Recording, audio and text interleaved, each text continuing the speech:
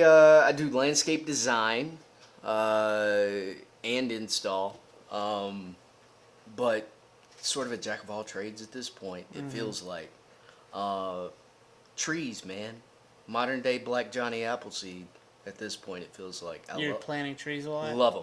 Love them every time. I mean, I do some guerrilla planting too, which is sort of a new thing where you secretly place these trees all over cities. Oh, really? Yeah, and they're normally like massive trees, but you're planting them so small that nobody's gonna notice until it's too late. Well, maybe, I bet you'll be going around and you'll see some of them get uprooted. Somebody tears them out. Sure. Yeah, for sure. But if some of them make it, fine with me. So do you remember where they are and do you go check on them? Sometimes. Like children? No, not like children, but I don't know. I mean, I definitely have an affinity and a love for each one because each one's unique. Each one. Are you planting like specific types of trees? Yeah. What are you? Well, I mean, any type of plant, plant or tree, right plant, right tree, right place. Yeah. So, a couple of factors you look into. What's the drainage like? What's the sun doing? Is there a high canopy? You scan what's growing well in the area. You'll do a soil test. You'll do all of these things to make sure that it's going to do well. Yeah. But there are broad spectrum of trees that can basically handle whatever you throw their way. Mm-hmm. Love the taxodiums, ball cypress, metasequoias, all of the oaks and, liriodendron, which are tulip poplars, which you see everywhere. They're workhorses. You can secretly slip one in somewhere, and in a year it'll put on 3, 4, 5 feet of growth. Wow. And then, people look up and they're like, where'd that tree come from? So, it's a little labor of love, I guess. Yeah. Trees are going to save us. That's what I tell people. Trees are going to save us. They might. I hope. Mm-hmm. Fingers crossed. Now, I brought you in because you do have experience in the film industry, too. Absolutely.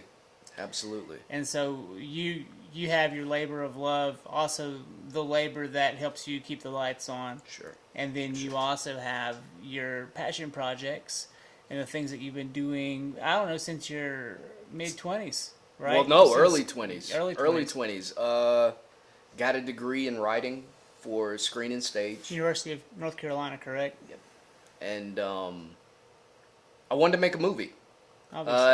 Anybody in this industry, that's the holy grail. Either you're making a short or you're making a feature or a featurette or something like that. And it just gnawed at me. I sat down, I wrote a script, and I was like, I wonder if I can do this. You know what I mean? Yeah. It gets in your soul, and you're like, hey, I want to do this. The idea was bigger than my skill set, like most first-time filmmakers. That's how you should write, though. Absolutely. You don't want to write to your conformities or to your weaknesses. And it had its pluses. It had its deltas. Mm-hmm. But it was the springboard. It led to me getting work in L.A. In production design, which started sort of this... Where you are now. Right. It started this whole design wave that, I don't know, I feel like most designers have the ability to see things for what they could be. Mm-hmm. Whether that, you're reading through a script and you envision what, this could look like, or you're looking at a space and you're like, what can I do? Seeing things in frames is something that I've always just, I've had an affinity to. Well, that's how you build all of your concepts for the work you do now. Period. I mean, you put them on Facebook, and it's perfectly framed. You even do the animations. Yeah. And they're really great to see. And I think that's probably why you don't need more work. It's because people saw that. And that's one of the first things when I started on this, when I moved back from LA, which is, a whole other story within itself. We'll get to it. But that's how I saw spaces. Somebody will walk you around their entire yard and you're like, let me see this. Yeah. You know, and I'll literally frame it out, take a well-composed picture of what they have, and I would stare at it. And I would think about, you know, the colors and the textures and the forms. How can I build this frame as if it was going to be seen through a lens? And then drawing it out that way and then giving them color. Most landscape designers, garden designers, you know, they'll give you a plan view. You'll see some circles and, you know, you'll see some names of things. And I'll do a plan view. But I find that people really appreciate that augmented reality. They appreciate being able to, you know, see what 10 years down the road, 15 years down the road, what will this look like? And I can only thank production design for that. Well, I mean, it sets you up. Period. Yeah, that's your water, by the way. I was just drinking it. I was like, I hope this is mine. Hey, are we in focus? Is everything good? Okay, because that one's temperamental. If it falls out of focus, say something, okay? It's weird. It's a stupid pancake lens. It's my mama's lens. What am I doing? No, I know what you're doing. You're loving those. You're loving the old school primes, man. Well, that one's not old school, but it is super convenient. What is it, a fast 50? Yes. Well, it's more than a 50, but it's certainly that way. It actually, in the field, it's really awesome because it's so tiny like that. Right. But here. Is it yours like down here? Hey, you sit here. I got it. You sit here. He said, I will tinker. I'll get it right. I'll get Like it an right. HP for you. Huh? I said it feels like a 250. That's why I asked if it was on the side. Yeah. Let's see. What's up, Sean? Yep. Here I am. Sit up like I am. I always get all uppity. Yeah, we're good. We're good. Keep it right there like that. Back here, let me get back here. You'll be okay. Yeah. I'll be okay. You'll be alright. Yeah. I'll try not to slouch. Where were we? What did we say? Oh, that lens. Yeah. So it's just it's super fast in the field, and it's Right. got a really strong zoom on it. Believe it or not, like it goes Really? super deep. Yeah. And so I use it whenever I'm on dock work or whatever. Which makes sense. Yeah. Other than that, though, it's useless. So I had to switch it up. That camera was there, and this camera was there, and whatever. So I switched them. Sony fan, huh? For now. Brand loyalty. Well, I mean, it's just I like Sony like 2013 to 2018. A7S, A7S2 type vibes? A7S3, that's the A7 Legacy, like it's the original. And then that's the A99 original, Sweet. and that's the FS5 original. And so I never got above those lines, and it's so expensive. And so if I could do it again, we were talking about this last time, I'd either just use smartphones only, Really? or like literally just plug them down, and just have them with like a lens filter on top. That makes sense. Or I would get like red Komodos or some crazy. I'd go full on. So you do either or? Yeah. Well, Yeah. I mean, it sounds like the smartphones are affordable, but they're not. I mean, the S21s or the iPhones are like $1,295. Oh, yeah. That's the same price as like the newest one of those drones back there. You know, the cell phone is the exact same price. Everything I'm doing right now, cell phone. You know, you would think I'd bust out. You don't need to. Right. And I feel guilty every time I look at my GH4 and I'm just like, Well, I mean, I'd have to process it, and then I'd have to get it on my computer, and then I'd have to right there straight goes into your photo buckets or whatever you have. Is that straight an into the iPhone cloud, or- straight into my iCloud. That's an iCloud. So I'm a Samsung guy, so we just use Google. It's the same thing. That makes sense. Google gives me some trouble though. They're dumb, and they also charge you, which I'm trying to break free of, but we'll get there. So back to you. Never mind the equipment. Yeah. Well, equipment is part of the life, man. I was a camera nerd. I know we all are when we start. Yeah. On the forums, I was like really pixel into it. peeping. I've lost touch. I'm not on the curve anymore. That's fine. And, you know, it's like, even the best artists, they can still crank out art with a pencil.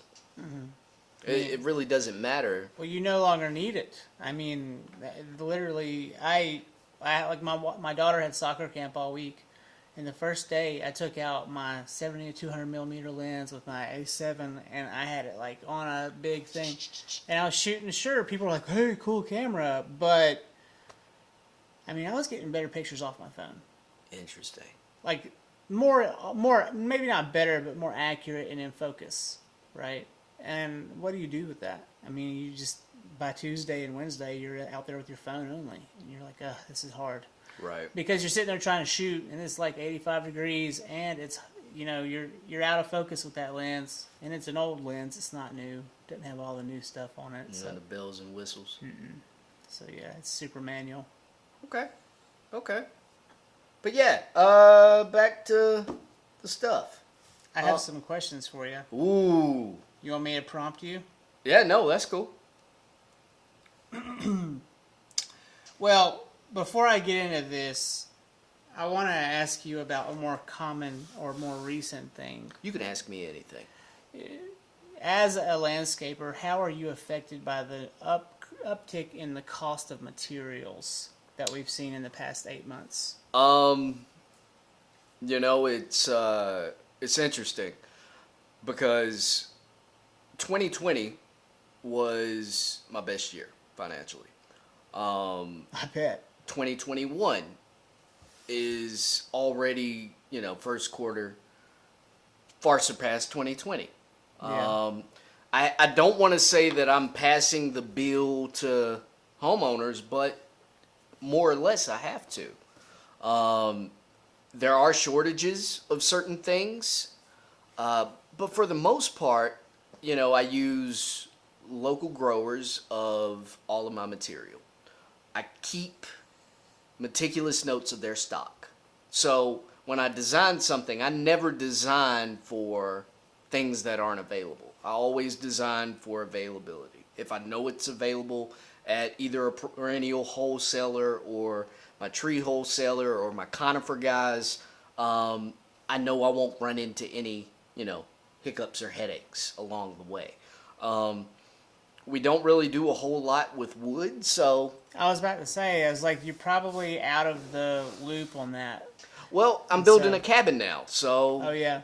It's two different fronts for sure, but as far as the landscaping is concerned, I'm not hurting. I'm not hurting. There's no shortage of anything I need. Hey, Charmaine, do me a favor. Go on to Facebook and then type in Stephen Gibson, Stephen Gibson, and just go to his Facebook page and scroll down till you see some of the videos he's done building that cabin. We'll keep talking, and when you get to it, just throw it up on the page, and we'll see, and we'll start talking about it then. I want to show it off. It's pretty cool. Cool. Yeah, PHEN. Did you did you just like decide to build the cabin out of nowhere, or was this like something you've had in mind? No, this is something that is decades old. What do you like? Idea as an Yeah. idea. And so, tell me about your property first, then. So property is an interesting thing. Property, for lack of a better term, it is the 40 acres and a mule that black people have hoped for since... It's in Lincolnton. It's in Denver. It's in Denver. My grandparents moved out of Charlotte and took my dad, his brothers, his sister, and got 50 acres of land. And all of them had this notion of building, houses on the land and essentially living this communal lifestyle. And that was my childhood. Yeah. My parents had built a house. My uncle had a house out there. My grandparents had a house out there. And, it was great. We gardened together and picked fruit from the orchard, and I ran around 30 acres of woods. Yep. And that's the same place I visited you. That's the same place that, now that as I was in LA, everybody was getting older. Grandfather passed away. Uncle passed away. Everybody was older. Nobody was really taking care of it other than my father. And, getting these little 3-day stints of helping him out, it's like, you know, you start seeing it as, He's not just doing it for himself, he's doing it for you. well, he's doing it for everyone. Everyone. Now, how many people currently live on the property now? Is it just you and... Parents have a place, uncle has a place, grandma has a place. Wow. I just moved back to the place to like go all in on the cabin and you're save in that on rent. top left side. Yep, top left side. I call it Copperhead Heel, Yep. and it gets its name honestly. Yeah, I bet. So you know, I knew that was always there. I knew, you know, When you went out to L.A. when I went out to LA, sow those oats. sowed mini I oats. bet. I just knew. I knew that. I joked about it while I was out there, and I would say I'm going back to the old country because literally that's what it is. It is my old country. I knew at some point in my life I'd have to go back because I was obligated to go back. Nobody else wants to take care of it other than me and my dad at this point. I mean, it's land. Do you know how valuable that is? Just in... Well, I know I'm now. asking a rhetorical question. I know you are, and Yeah. it's funny. I've always asked that rhetorical question in my mind, but with the way Lincoln County is becoming essentially this suburb of Charlotte, and they're developing, So crowded. now the calls are coming. Now Mm-hmm. the offers are coming on that 50 acres, and yeah, it's Well, a pretty penny. Well, and you can't even call them calling you like some weird form of gentrification because the properties that you have there are nice. Oh yeah, They're not like you're not living in a trailer park. You're not living in like squander or squalor. nope. It's like nice brick homes or even wooden ranch style homes, right? And Yeah. you know, it's like a suburb. It It's a- is. it's a neighborhood in its well, own way. and that's the other thing that we're running into now with Lincoln County government. Any more houses get built there, the road has to get improved to state levels, $100,000 job. So what I'm doing now with my cabin, hush hush. Yeah. Well, here we are. Right. You know, it's forcing me to be off grid. It's forcing me to learn about alternative technologies and energy sources and all of these things, so I'm able to navigate through this space. Yeah. So you know, it's a long-standing dream that's finally becoming a reality. Now we've got it pulled up here.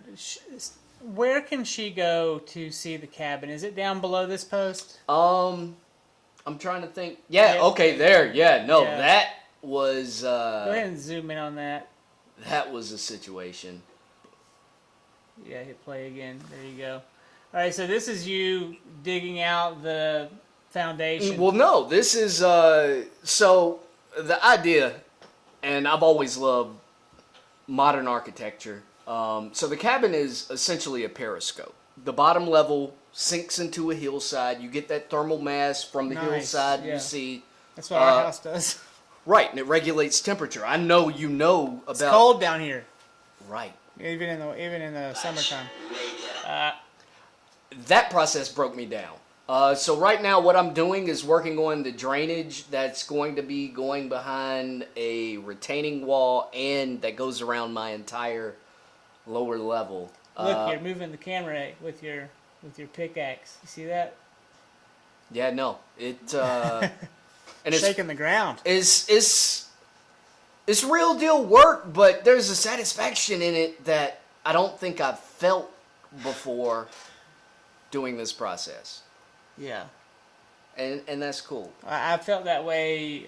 So my mom is much smaller project. My mom had this raised bed from when my mom and my dad had dueling raised beds in the backyard. That's cool. And well, you know, at the beginning of the pandemic, there was nothing to do, and it was like the first couple hot days of the year, and so we had we had broke down one, but one was left, and so I went out there. I had been watching a bunch of YouTube videos about these Indian guys making homes out With of the dirt sticks. with the sticks, Yeah. and I got into it really. really hard for about 2 weeks, and I had my daughter's baby shovel. It was purple, and I saw that raised bed that was So sitting you were there. out there with the baby shovel? So I went out there in my little shorts, just like the Indian Yeah. guys or the Indonesian guys. Yeah. And I went at it for about 2 hours, and we broke it down. And so now it's, I think it's got, like, I don't know, blackberries on it or something, but it's all flat. Yeah, no, man. It was really therapeutic. It is, and that's... I got a sunburn. It was good. But you felt accomplished, didn't you? Yeah, I did. And I had blisters on my hands. It was great. Dude, if you only knew. Yeah. If you only knew. And that's... I feel like there's this move back towards, gardening and plants and that sort of thing, because in the digital age, we're all so disconnected from the world that the satisfaction that a garden or landscape or planting a tree with your kids, a lot of people our age aren't used to that anymore. I had to just get into that, and it took me out of my head and into the very own that specific moment in time. Yeah. And that's kind of what this is here, Right. too, like the conversations and stuff. I built a lot of wood pieces from scratch, and that's what helped me get the studio off the ground. And it didn't even start as like a studio. It was just like, hey, I've got this. I saw this thing on Pinterest. I had that. All that was just scrap wood on the ground. And This stuff? Yeah. And I was like, Really? I put that together, and it took like a month to do it right. And then it just kind of... And I said, hey, well, I could put a blue screen right there. Oh, hey, I could install those pipes up there, and then I, by the end of it, the cherry on top was this beautiful butcher block table. You did this? Well, I didn't plane it. Oh, okay. I went to Home Depot and bought what I wanted, and then put legs on it. So You did it. I did. You did it. Yeah, it's nice. You just want to rub it. Yeah, no, and Feels I mean, good. Feels good on your hands. it's funny. That's what started all of Well, that. it was just a mess. It was just sitting there, and it had been sitting there for 4 years. What was I thinking? Why did I let it go that long? Hey, and sometimes that's all you need is that little, little onus. Or I that couldn't little... really leave and go anywhere. Everything was shut down. So I said, let's just get to it. And I knew I wanted to put a studio in here before. And I figured if I didn't, someone else was going to do something down here anyways. So, like, one of them family members was going to decide it was theirs. Playroom or whatever. Or a gym. I tried. We have sandbags, so we do use it as a gym. My wife likes to use the screen right there, and she makes me move the table. And that's a pain. And so... Dude, well, you got wheels. It's easier than you'd think, but, it's more or less breaking down all the wires and then moving it. That's the, it's like a 4-hour deal. It's a cool space, man. Yeah. It is a cool space, for sure. Thank you. We tried real hard. Marcia, I did. Back to the questions. So, I met you in high school, my junior year, but there was 17 years before that that I know nothing about. Right. I want you to take me back to your childhood and then start from there and then kind of lead us towards where I met you. Okay.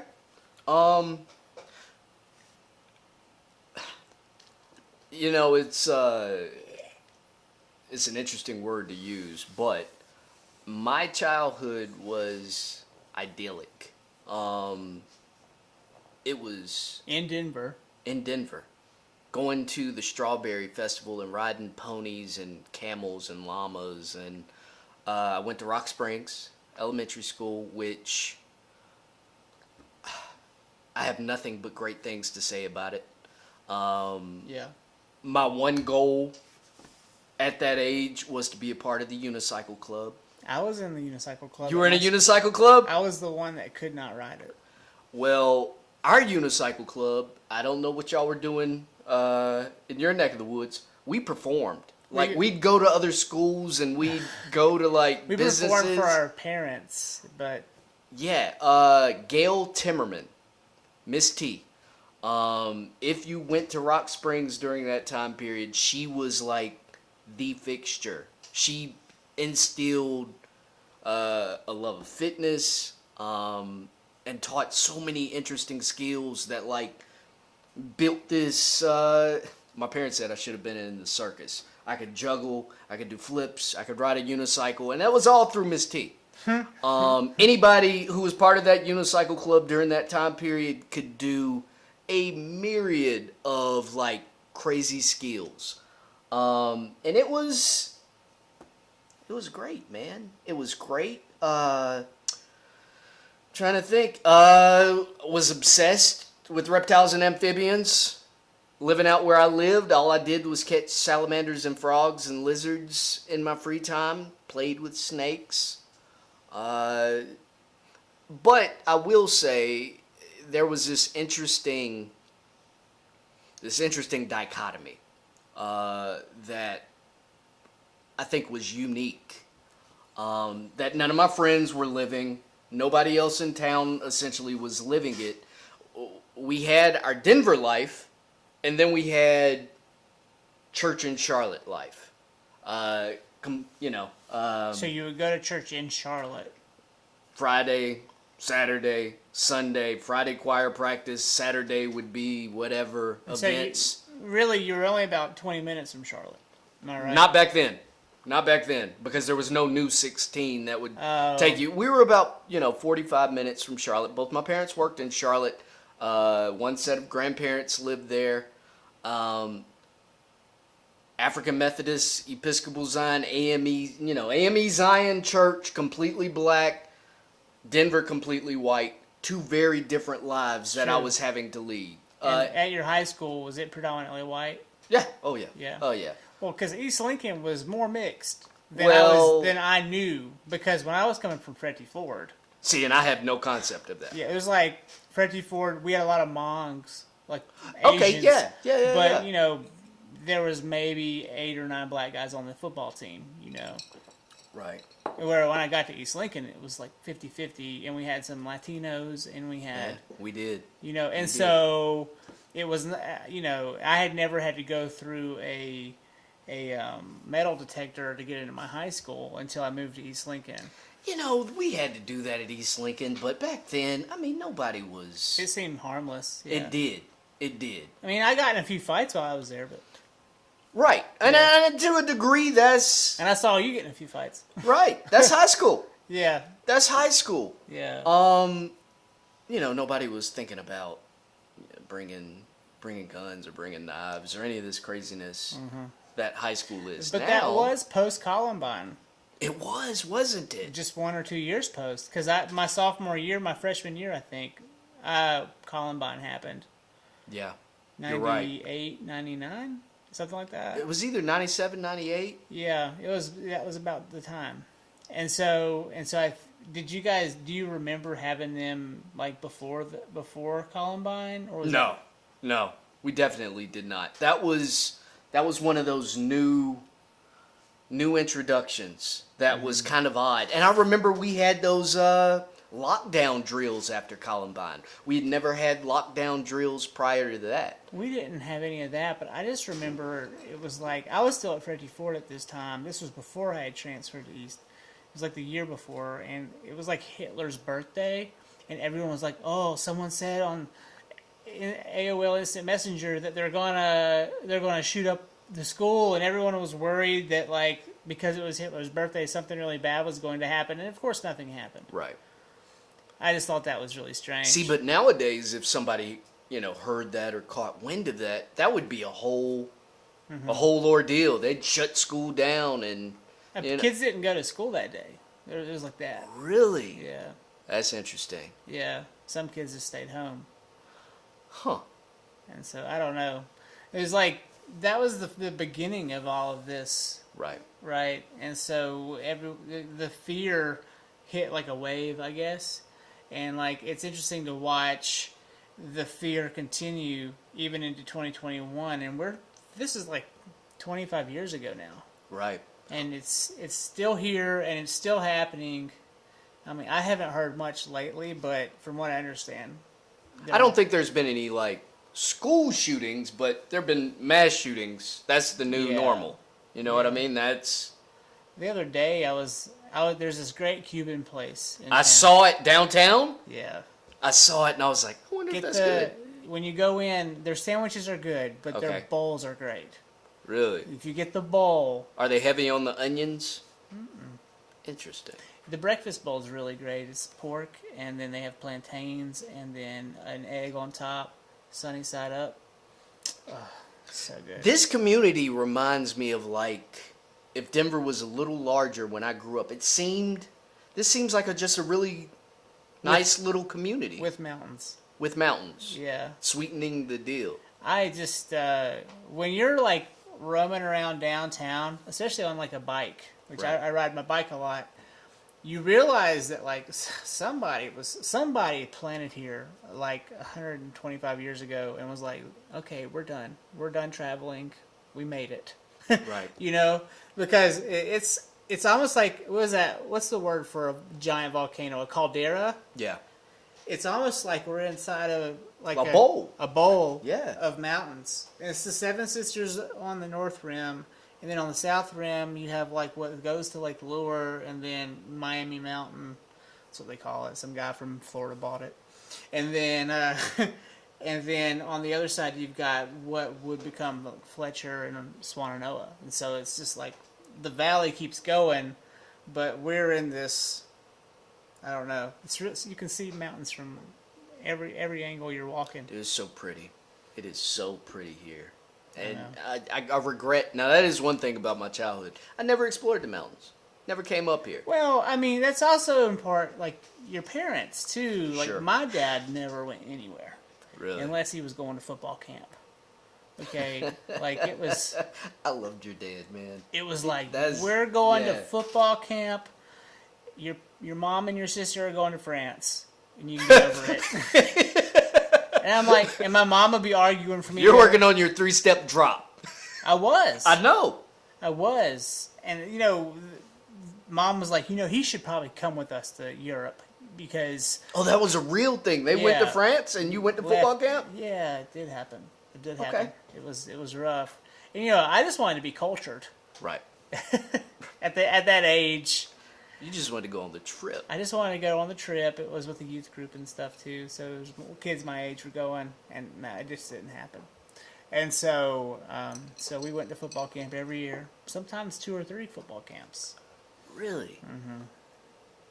I did win the accuracy contest at NC State, so Would you have to do throw balls into... it was like winging out, Jump. hitting it on the X, winging left, hitting it on the X, post, hit on the X, slants, and I was 5 for 6. Everybody else was like 4 for, or they were Right. less than. Yeah. But I could not throw it as hard or as far, but practice makes perfect, I guess. So Yeah.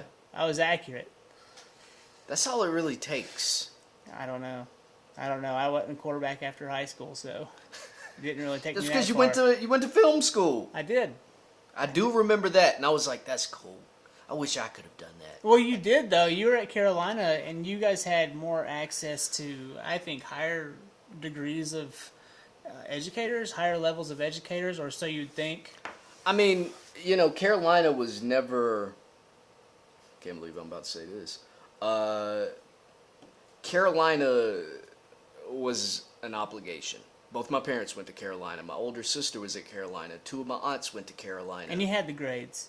Yeah, and well, I Were I you- got the grades because I knew I had to go to Carolina. Were you a valedictorian or No, salutatorian?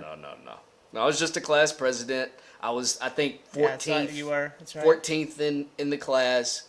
But, it was all APs, all honors, all the classes I had to take just so Carolina would see, my info and be like, oh, yeah, come on.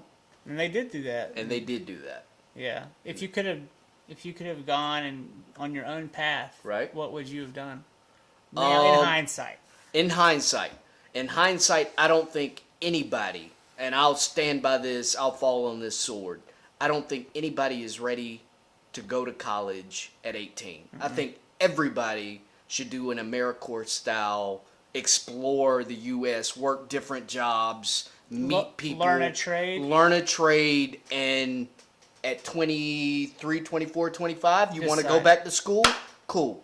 You'll go into it differently. Me going into school at 18 after, diligently working to have these good grades, I went wild for 2 years. It just feels like an obligation, and you're rebelling against it. Oh, and I did. I did too. And, it Burn through that money. just set it ablaze. If not on books alone, but Well, yeah, no, and the books were expensive, but, it was stupid stuff. yeah. Just partying and whatever. I appreciate the education I got at the University of North Carolina at Chapel Hill. But The one thing I noticed about my friends who went to Chapel Hill is many of them were really, really uptight. which is interesting because out of all the state schools, I feel like Carolina is you have to buckle down, but I mean it's not Duke. which is, private, but Borderline Ivy League. not even yeah. I don't know if it's considered, It is but Ivy League. it's Duke's real deal. I had a bunch of friends from Duke. Yeah. Completely different vibe. Yeah, But you're right. People who go to Carolina, I mean, you're exposed to a lot. There are people from all over the U.S. who are trying to do major things, and they're sitting in your classes. So it can breed a bit of, I don't know if uptight is the word, but if you feel that way, No, it's whatever. Yeah, I'm not gonna knock it. Because felt I like- knew those people. I mean, I just felt like they had a lot of pressure on them. Always. Like, and they were, they were up higher. Like, I probably was, middle of the class. I wasn't, Right. I was a B, C student, Oh, okay. right? Like, I was like, I was a solid B minus. He said, I'm coming to class. I'm turning in some stuff. Mostly everything.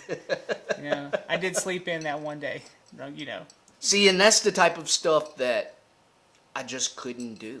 I knew I couldn't do it. I knew I couldn't, flake out on a class, or I couldn't get suspended. I couldn't do any of those things. But what's interesting about that was, were your parents disciplined like in that way? Were they like, you better go, don't you? Oh, yeah, absolutely. Or was this all self-imposed? Like, were No, you just no. I mean, my parents played no games. Okay. My parents played no games. Yeah. Every year, and this is an interesting thing about childhood, every year we were required to do math workbooks, work through the encyclopedias where we'd read through, and my dad would test us on. Never happened. That just never happened in my life. Yeah, man. We had to play a sport every season, Well, and yeah. we had to play an I mean, instrument. I had to do that. Right. I didn't have to play an instrument, but I chose to. Right. But I did have to play sports. I had to be in a sport every single semester. Like, Yeah, and no. it was like football, wrestling, baseball, football, wrestling, baseball. See, and the cool thing about my parents, yes, they were, they kind of, were the invisible hand behind these moves, but they let us decide within the structure what we wanted to do. Well, that was sort you know of the what I mean? problem was the structure. There wasn't a lot of things that we could opt for. Soccer really wasn't a thing. It wasn't. It wasn't a thing for us. When soccer came in my sophomore year, it was co-ed, and we were playing girls and boys because there weren't enough people. We were playing other teams, and they were just getting their asses handed to them. Right. And it was like we were playing the JV teams of the high schools. And just getting blasted. Yeah, and I was like, I don't play soccer. So Well, it's funny you say that. My senior year, going into senior year, a teacher called me and he was like, "Hey, starting up soccer.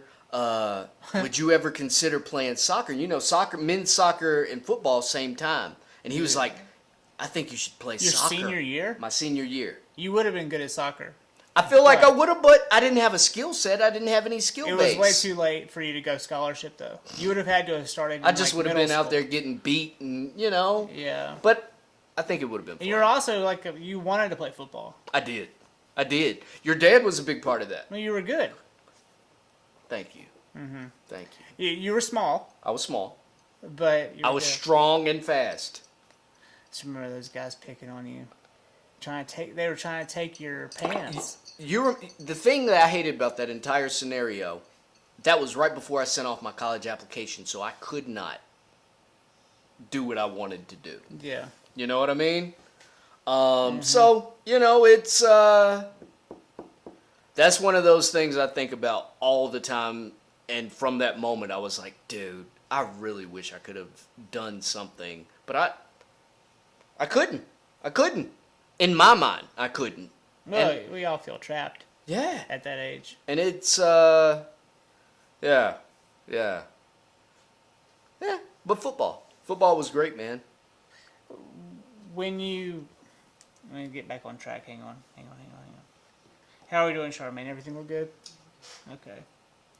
All right.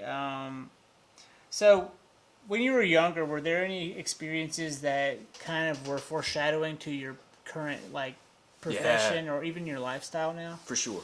In elementary school, I was obsessed, and I mean obsessed. Whenever it would rain, we'd go out to play. There would be a puddle, obviously. Puddles everywhere. Mm-hmm. I would be obsessed with creating pathways for the water and damming it up and doing other things with it. The idea of modifying physical spaces has always appealed to me. That's a lot of fun, though, when you're a kid. It is. It is a lot of fun, and then you realize it's kind of a lot of fun when you're an adult. Having the ability to essentially control these forces of nature and bend them to your will. It's kind of what we were made to do, I think. It is what we were made to do. I mean, it's funny when you see otters doing it. You realize, oh, well, we're born to manipulate. And then there's the pacifists who say, no, we shouldn't build that dam there, or no, we shouldn't. And maybe there are good reasons. No, absolutely. But it's interesting because that's it's like our nature almost. Well, and that being said, it's like that plays into the idea of building houses, which I have a whole new perspective on as I go through this process.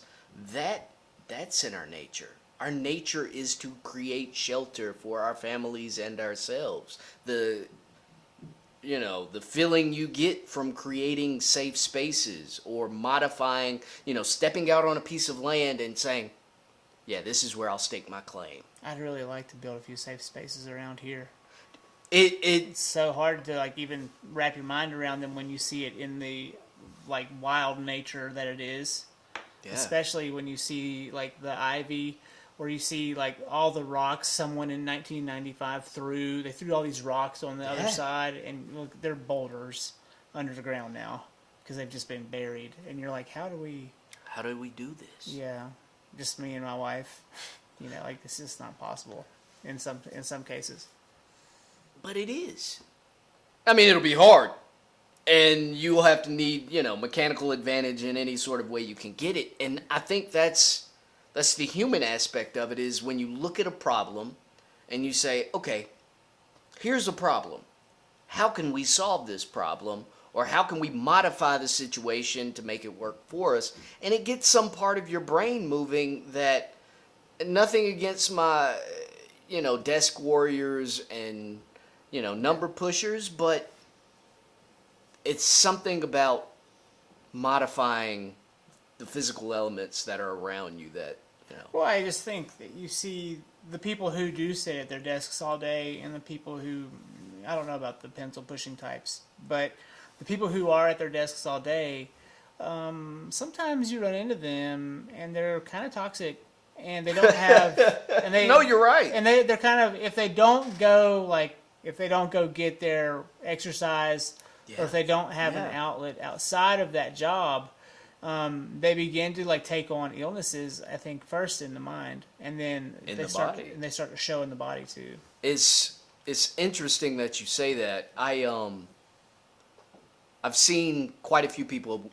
I've graduated with. You would have known some of these people, and a lot of these blue collar type job guys who are out every day working, with their hands in their bodies, compared to some of these, pencil pusher desk jockey types, you already see the effects of age in two very different ways. And I never want to be You know, one of those guys who through, sitting down all day, they develop the crunch and the hunch and they start getting all of these problems. Now, granted, it's a different set of problems that people who, beat up their body and have to physically exert themselves. And I'm sure it'll catch up to them and myself. Of course it will. But right now, I'll take the physicality. I'll take the physicality any day of the week. When you are out there, do you ever find yourself like suffering through an injury? Oh, absolutely. Well, like, what's your most recent that you've had to deal with? So the bulk of the people on my dad's side of the family end up with degenerative hip issues. Just like my dad had bad hips. Everybody ends up getting hip replacements at like 50, 55. My sister's they're already telling her she needs it. Mine's clicking and popping. Sorry, man. Well, the story has a happy ending, for me at least. I'll work through. I've worked through severe pain in my left hip. Started dating a girl who was an acupuncturist, and Nice. one treatment, and switching out to barefoot shoes. Show me again. Put them up here. So these are Vivo barefoot. Vivo barefoot, and you said there's low, None. no heel. No heel, zero drop, and you can feel the ground. What happens with your foot? That's nice. Those look like good boots. Your foot in regular tennis shoes is kind of like depending on the shoe to do the work. Yeah. Barefoot shoes for 2-3 weeks, you're going to be in Come pain. right here. Come right here. There you go. You're going to be in pain. TK was off center last week, and so I'm being more focused on getting you back. That's cool. Go ahead, continue. When you're in the barefoot shoes, your toes begin to splay because it has a wider toe box. And you start using all of these little muscles you don't use Interesting. to control your feet. And it's funny, using those little muscles completely changed, my posture, my gait. Zero hip issues right now. There have been other people talking about how the shoes are causing most of the really bad Absolutely. surgical injuries. And one thing that I've experienced was just this last Tuesday, just 3 days ago, I had to take my daughter to soccer camp. Okay. She was at camp. She's 4.5. It's her first year. I didn't feel comfortable leaving her all the way in Asheville by herself, so I stayed the whole morning from 9 to noon. And I was like, well, what am I going to do with myself? And I just felt like taking my shoes off and walking on the turf. It's AstroTurf. Nice. Really soft, warm turf. Has the little black little things in between everything It's that's super- sort of rubberized. Yeah, but it's really comfortable. And so I'd be going in and out of the shade, and in the shade it'd be cool and wet. And then I'd get to the open space where the sun was, and it'd be like really warm, soft carpet. And I ran 4.5 miles barefoot that day, just because I'm just doing laps, watching her, keeping up with her, doing laps, just letting her have fun. She had her own coaches. I didn't have to be there. My dogs were barking. And I, at the end of it, I felt really satisfied. Yeah. But the next day I was crippled Yeah. because I hadn't used those muscles. It's a trip. So this is my second pair. My first pair, fell in love immediately. I did the 1 week of struggling. Like, after you wear them for a full day, you'll struggle for, Really? a week. Just because your foot is having to relearn what this feels like. They came upon an accident, and I had to switch back. To my other boots. Everything came back. The hip issues, the knee issues. Probably even worse. And it did. This was before my acupuncture treatment. Everything came back, and it was awful. Bought a pair, switched them out, wore them. Did the 1 week of my feet being like, bro, what are you doing to us? I'm struggling through this. And now, all is well. If I could push anything onto anyone about, a clothing item or something that can vastly improve your life, barefoot shoes. I'd never heard of them until today. Really? Mm-hmm. It will change your life. I've heard of like the barefoot shoes that you put your toes in. Nah, man. And all of those weird Well, dorky ones. that was the start of it. The Vibram, you know, that something. Vibram Even, toe shoes. toe shoes, That's all. right? That's how That's it all. But they had the recall because everyone's toenails were falling off. Oh, because they were sweating too much. They were in them. sweating too much, Well, not it's cleaning also them like, out. It's not one size fits all. Yeah. Right, It's not- right. Your toes are different Everyone's lengths. toes are different. Tarantula toes, man. All right, let's change gears. Gears. What is the most challenging aspect of your life to this point? What has been the most challenging thing that you've had to overcome? I have not overcame it. I am a tunnel vision guy when I start projects, Oh, well, same here. and I keep projects, as you could imagine. I want to know every aspect of everything that I can do, and it kills interpersonal relationships. It's probably why most of my dating life has been filled with, people unhappy with me 'Cause- seeming distant. Because you work too much, or Work too much, my focus out of the window. I'm literally lasered in on, well, I mean, whatever. At least you're not clingy, right? God, I can't. Well, and clingy people drive me nuts. Yeah, sure. Because I'm like, do you not have anything to focus on? Yeah. That's the big battle. And Maybe. wanderlust, man. I love. Well, you can find a partner to go on Mhm. trips with you, but maybe you need a career-oriented woman or man. I don't know what you're into. I'm into women I know. fully. I'm kidding. Yeah. I don't know, man. I don't know.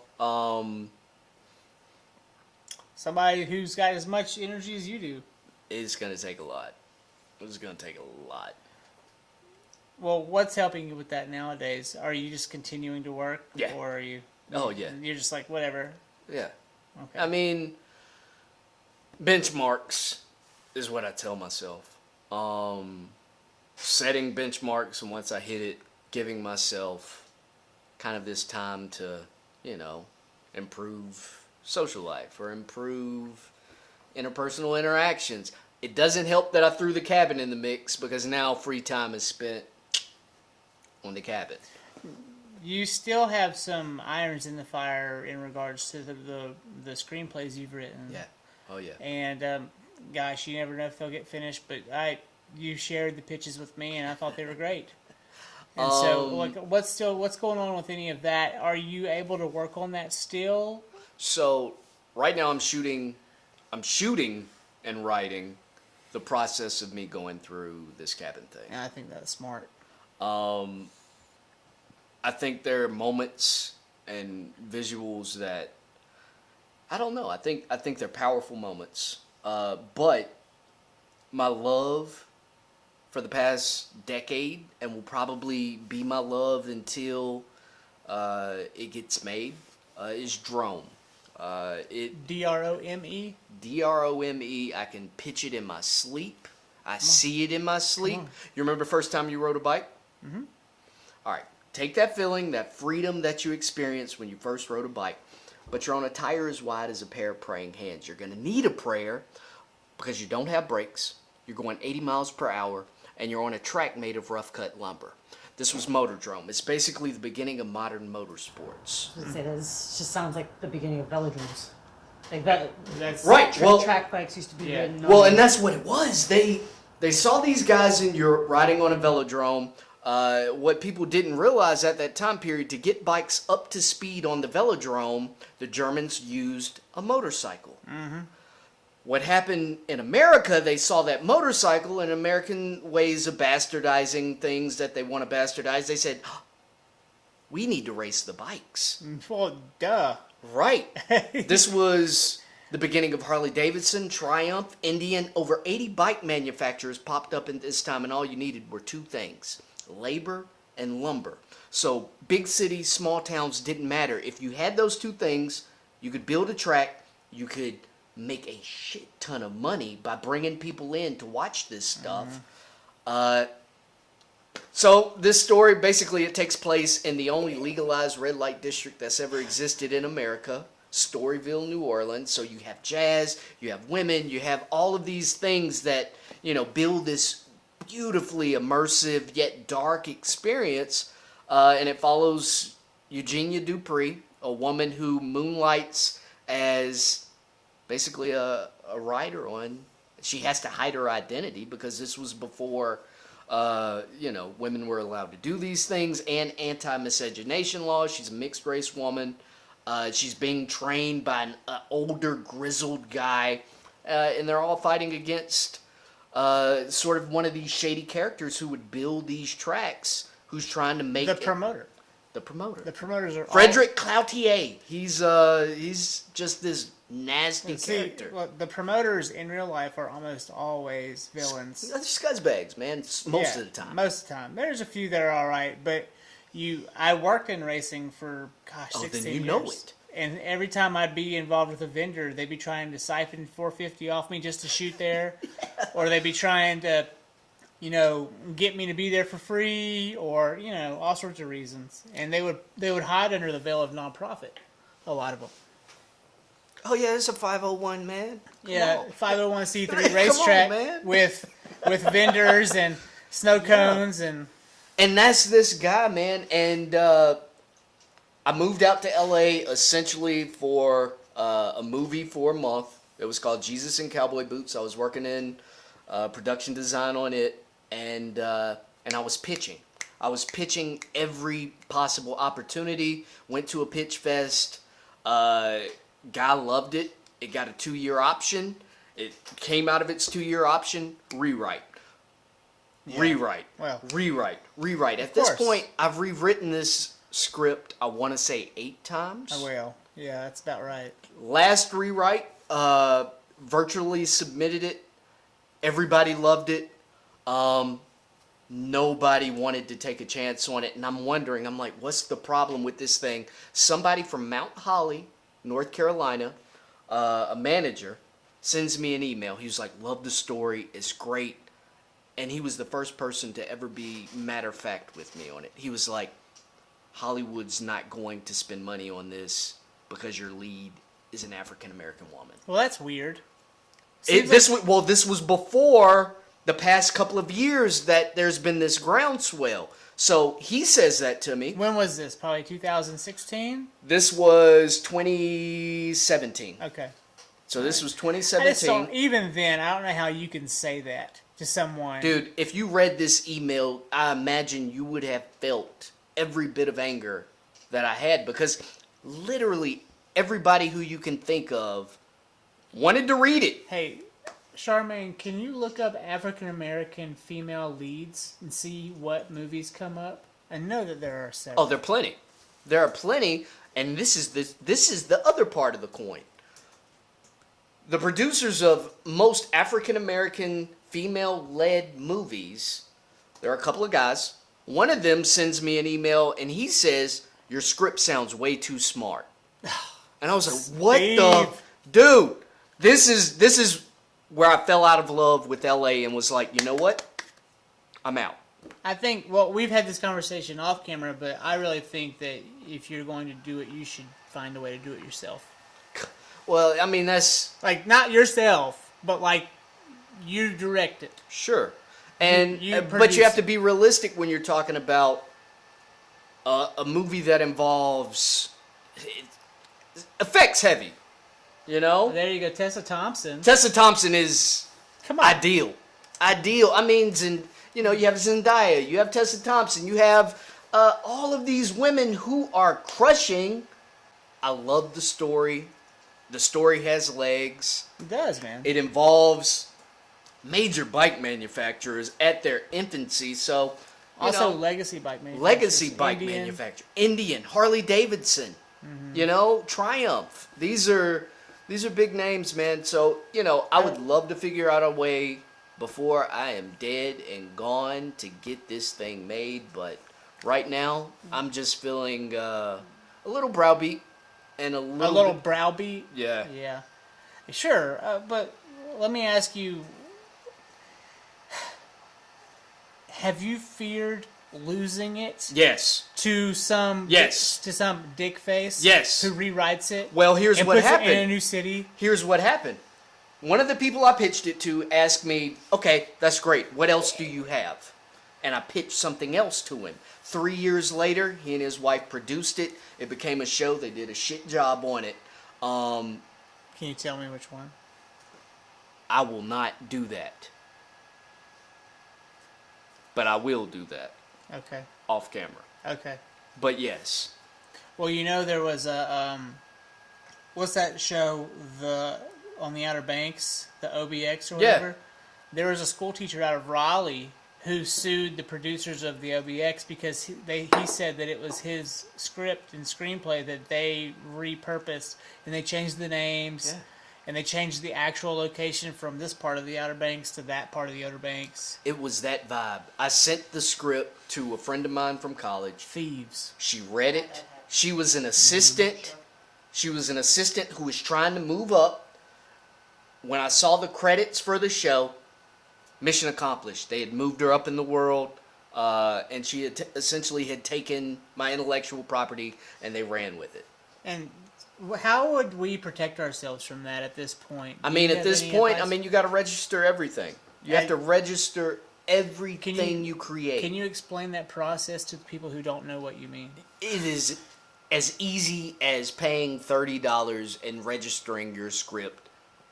If you type in how to register a script, you would pay the WGA. You're good to go. And do you go in through the Copyright Guild on the East Coast, or does it matter? You Because go there's through East Coast and there's West Coast. You just have to go through the web, and that'll hold up in any court of law. Okay.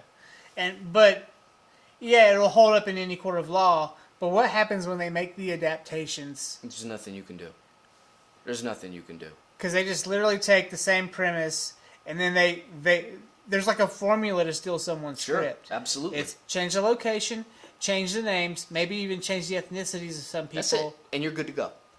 And you could change the plot line slightly, and you're completely clean and clear. Yeah. Her name is Lena Waithe. Lena Yeah! Waithe. She's good. And she had a real run for a minute. I don't know. Where She's at still now. having a run. I mean, Master of None, after Aziz had to, lay low, this past season of Master of None was focused solely on her and her wife on the show. I don't even know about Master of None. What? Yeah, I don't know anything about it. What? I don't know the television also. Okay, Right, we respect. don't- This is Netflix, though. We don't watch the TVs anymore. Y'all don't... Wow. Well, we do. But it's usually on cartoons because of my baby. Master of None is well made. It is a well made show. I believe Aziz still produces it. Do you think Aziz? What's your take on him and how everything went down? I don't even know what happened to him. Look, man, I'd be lying to you right now if I said there aren't plenty of guys out here who have been in a Aziz scenario where you think all is well, you go through all is well, somebody does not say anything during the moment, after the moment they have, regret. And he apologized profusely. I don't think there's anything. If she would have said something while it was happening, and he had said, no, I'm going to continue to do this, and pulled a Harvey Weinstein, completely different scenario. But I think that's a murky gray area, man. It's a murky, murky pool. It's best to stay out of it. Didn't he? It says here that she expressed her discomfort in a text immediately afterwards. But also, wasn't he like shoving money in their faces and fish hooking them? Do you guys remember that? Was he? What? Yeah. Okay, that's another. funny, though. That's funny. It's funny if it's not you. Yeah. Fish hooking is a bit strong for me. Yeah, he was like fish hooking girls. My dad used to fish hook me when I'd take him off. Oh dear. I can believe He'd that. pin me down and he'd fish hook me and he'd like pin me and then. So yeah, just no, part I of the mean, deal. if she expressed regret after the fact, That's what it says here. It says That's- texted immediately after. yeah, that's what I've read. Well, I mean, if there was a video of the incident, it probably wouldn't look good for him. It wouldn't look good. Sure, I agree. I didn't know he was fish hooking and tossing money. That's rough. That's rough stuff. But that's very I'm double checking all. that's very comedian of him though. It is. Is it though? I don't know. Is that ha-ha? to, Well, like, I wiggle mean, around? Daniel Tosh would make it Is that hail. ha- is that ha- I can't stand Tosh, so I'm not gonna dive in on that one. I could see him doing that. I could definitely see him. But I mean, you don't know what goes on behind closed doors. You don't know what goes on in people's bedrooms. Did they have a safe word? Like, okay. Safe See, words are and important. that's what I'm saying. So here's what it says. The woman said the date began normally with dinner at an outdoor oyster bar, but when they went to Ansari's apartment afterwards, things quickly escalated to a point of discomfort. In a second, his hand was on my breast, the woman recounted. It was 30 minutes of me getting up and moving and him following and sticking his fingers down my throat again. That stuff. It was really quite repetitive. It felt like a fucking game. Most of my discomfort was expressed in me pulling away and mumbling. I know my hands stopped moving at some point. I stopped moving my lips. I turned cold. When the woman reiterated her reluctance to do anything sexual that evening, Ansari reportedly listened at first, but soon chose to persist anyway. So is this why? This is from Vulture.com, but it's produced by the New York. So is this why you know jujitsu? No, Because I just feel like if you were in that situation, he'd probably be dead. I wouldn't be in that situation. Right. That's the whole thing, right? Like, I'm not, like, clout chasing for money. I'm not saying all these women are doing that, but, Got it. like, there is that weird sense when you have a man, like, trying to sexually, induce you, right? Some men do not know when to say, don't know boundaries and don't know when to stop, right? That's the same with women. It's usually more aggressive with men. I've had that right? happen with women before. But I'm like, get off me. I've seen guys like that, Well, yeah, but you can push her away. You know what I mean? Like, Can you? You could push that, but you could push that drunk girl away. You could be like, I just remember being in high school and but there was like, it's different. It's different when like you can't put like she's like I pushed him away, he just kept coming, right? It doesn't matter how small he is, like he still has an authoritative role over her. You know what I mean? And not all men have that. Like Right. I don't see it that way because I don't feel like men have an authoritative like My dog's role. sleeping. I don't think anyone does, but over me personally. But for some girls, like it has been, especially in this day and age, like it has been burned into your psyche that that you don't say anything, that you're small, that you're very soft, you're I very. just feel like that's changing though. Is it changing though, or I is think everyone, it is. or is everyone taking in You're a the victim? But you're a The purple victim. belt in jiu-jitsu. I'm a brown belt. You're a brown belt in She said you jiu-jitsu. short selling it. I just Sorry. got it like a month. I'm so stupid. I thought purple was better than brown. But like literally like first couple days I met her and she's a Brazilian jiu-jitsu coach at the gym and she chokes me the fuck out because she's training me and she's like, I'm like, what do I do here? And she's like, oh, you go choke down, blah blah blah, and I'm like, ah! Yeah, and she just kind of she took me to the house, I mean, I just don't think that. I think maybe she didn't say anything in that instance. It did- Right. it sounded like she was- Simply because of the fear, She was- especially if she works within the business. She was a photographer, she was. She's a photographer, and he's got more pull than her. So So if she says if she does what I would do, which is slap you, right? Like no guy would ever do that to me because physically, even appearance wise, it looks like I'll slap the shit out of you. You know what I just- mean? I mean, I've got anybody- like muscular arms. I've got this huge scar down my face. Like I don't look I didn't even notice your approaching. scar. You know what I mean? Like I don't look like I'm an approachable female. Yeah. But for girls who are like that, who do choose to wear skirts and dresses and date within the industry, it's hard to shift gears and pull away from that while also speaking your voice because you very well may never work again. True. It's true. That is true. I mean, what do you do with that?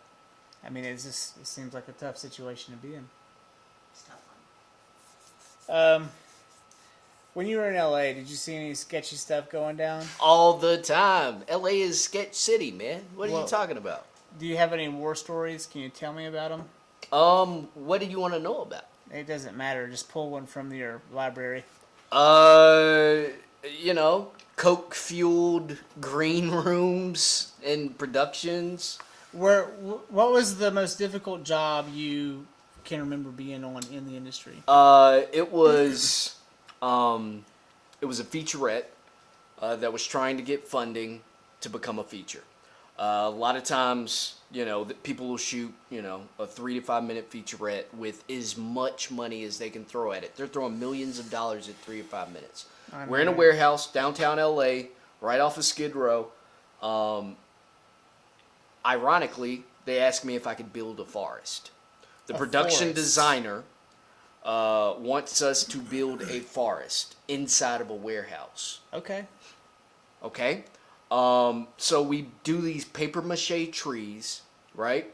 Make them look realistic, but we need ground cover. And I was like, well, we need something to, you know, create leaf litter. They bring in, I don't know how many dump truck loads of cow manure instead of dirt. The smell of ammonia had people like almost falling out inside of this warehouse. But we had to push through because we had to be done so they could start shooting the next morning.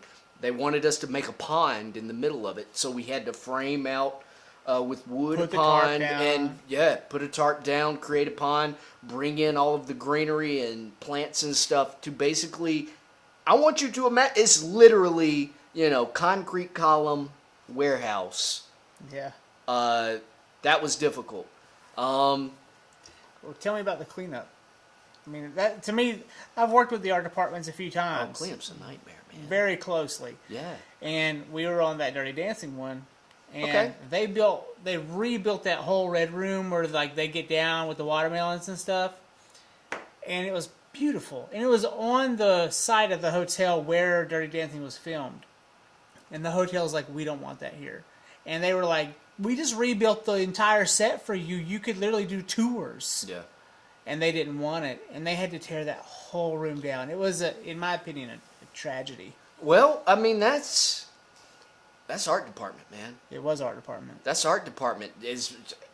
I learned a valuable lesson I learned in LA. Just make it look good on camera. If it looks Just in good, that box. that's all you need. That's all you need. If it's just a facade, it's just a facade. As long, just make it look good for the camera. Get rid of it after that. Don't spend your time and energy in creating a fully fleshed out thing, because 9 times out of 10, you're just gonna have to toss it. It was nice. We did a featurette for. I'm trying to remember. It was one of these mech style things.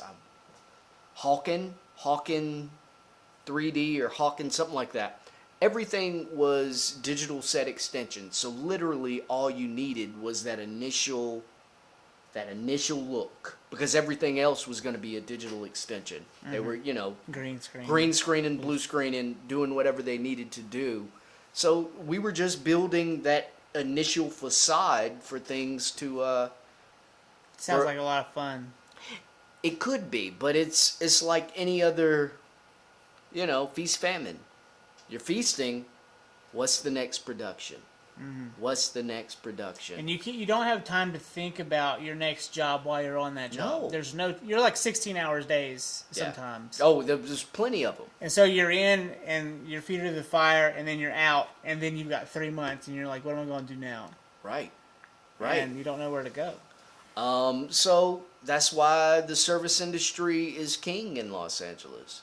Because for those 3 months, if you don't have anything, you better go Make money on that. make money. You better go wait some tables. You better go work retail. You better do something. That's gotta be real hard for someone to go back to that after being like a co-star on Difficult.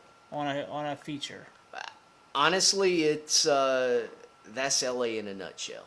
That's So LA. you're in a literally nutshell. you go to the movies and you see this person who does a really great job playing a supporting role. Yeah. And then you go to dinner after the matinee, and they're serving there you. they are. One of the top Behind the 10 bar. top 10 movies on Netflix a month ago. I worked at a restaurant with the guy who was the lead.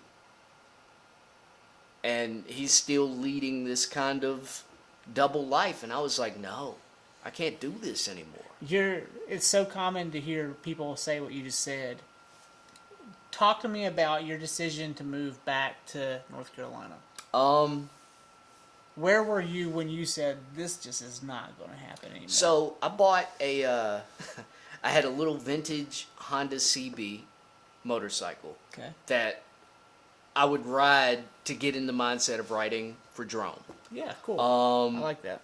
And you can lane filter in California, so you can lane split, so you never sit in traffic. Yeah, that's so you get to where you want to go. In LA. And it's great. It was great. It was great in LA being able to get wherever I wanted in minutes while other people were taking, an hour. 3 hours. Right. Lucy, that was my bike. She died. Her engine exploded. She just poured gas and oil out on me. She was bleeding out and you were holding her. Bro, it felt that way. You're like, no, girl, come back. I spent so much money fixing her. I mean, it's a 70s bike, so Yeah. you're replacing everything. You're replacing gaskets and seals and your carb. And Can you not do that till the end of time, or does it just eventually just go?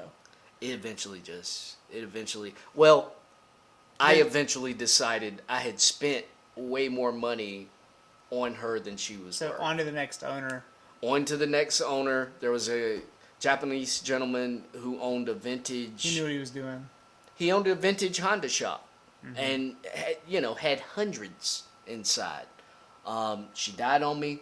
I had to ride the big blue line for a little bit because my bike was my life, dude. I didn't have a car.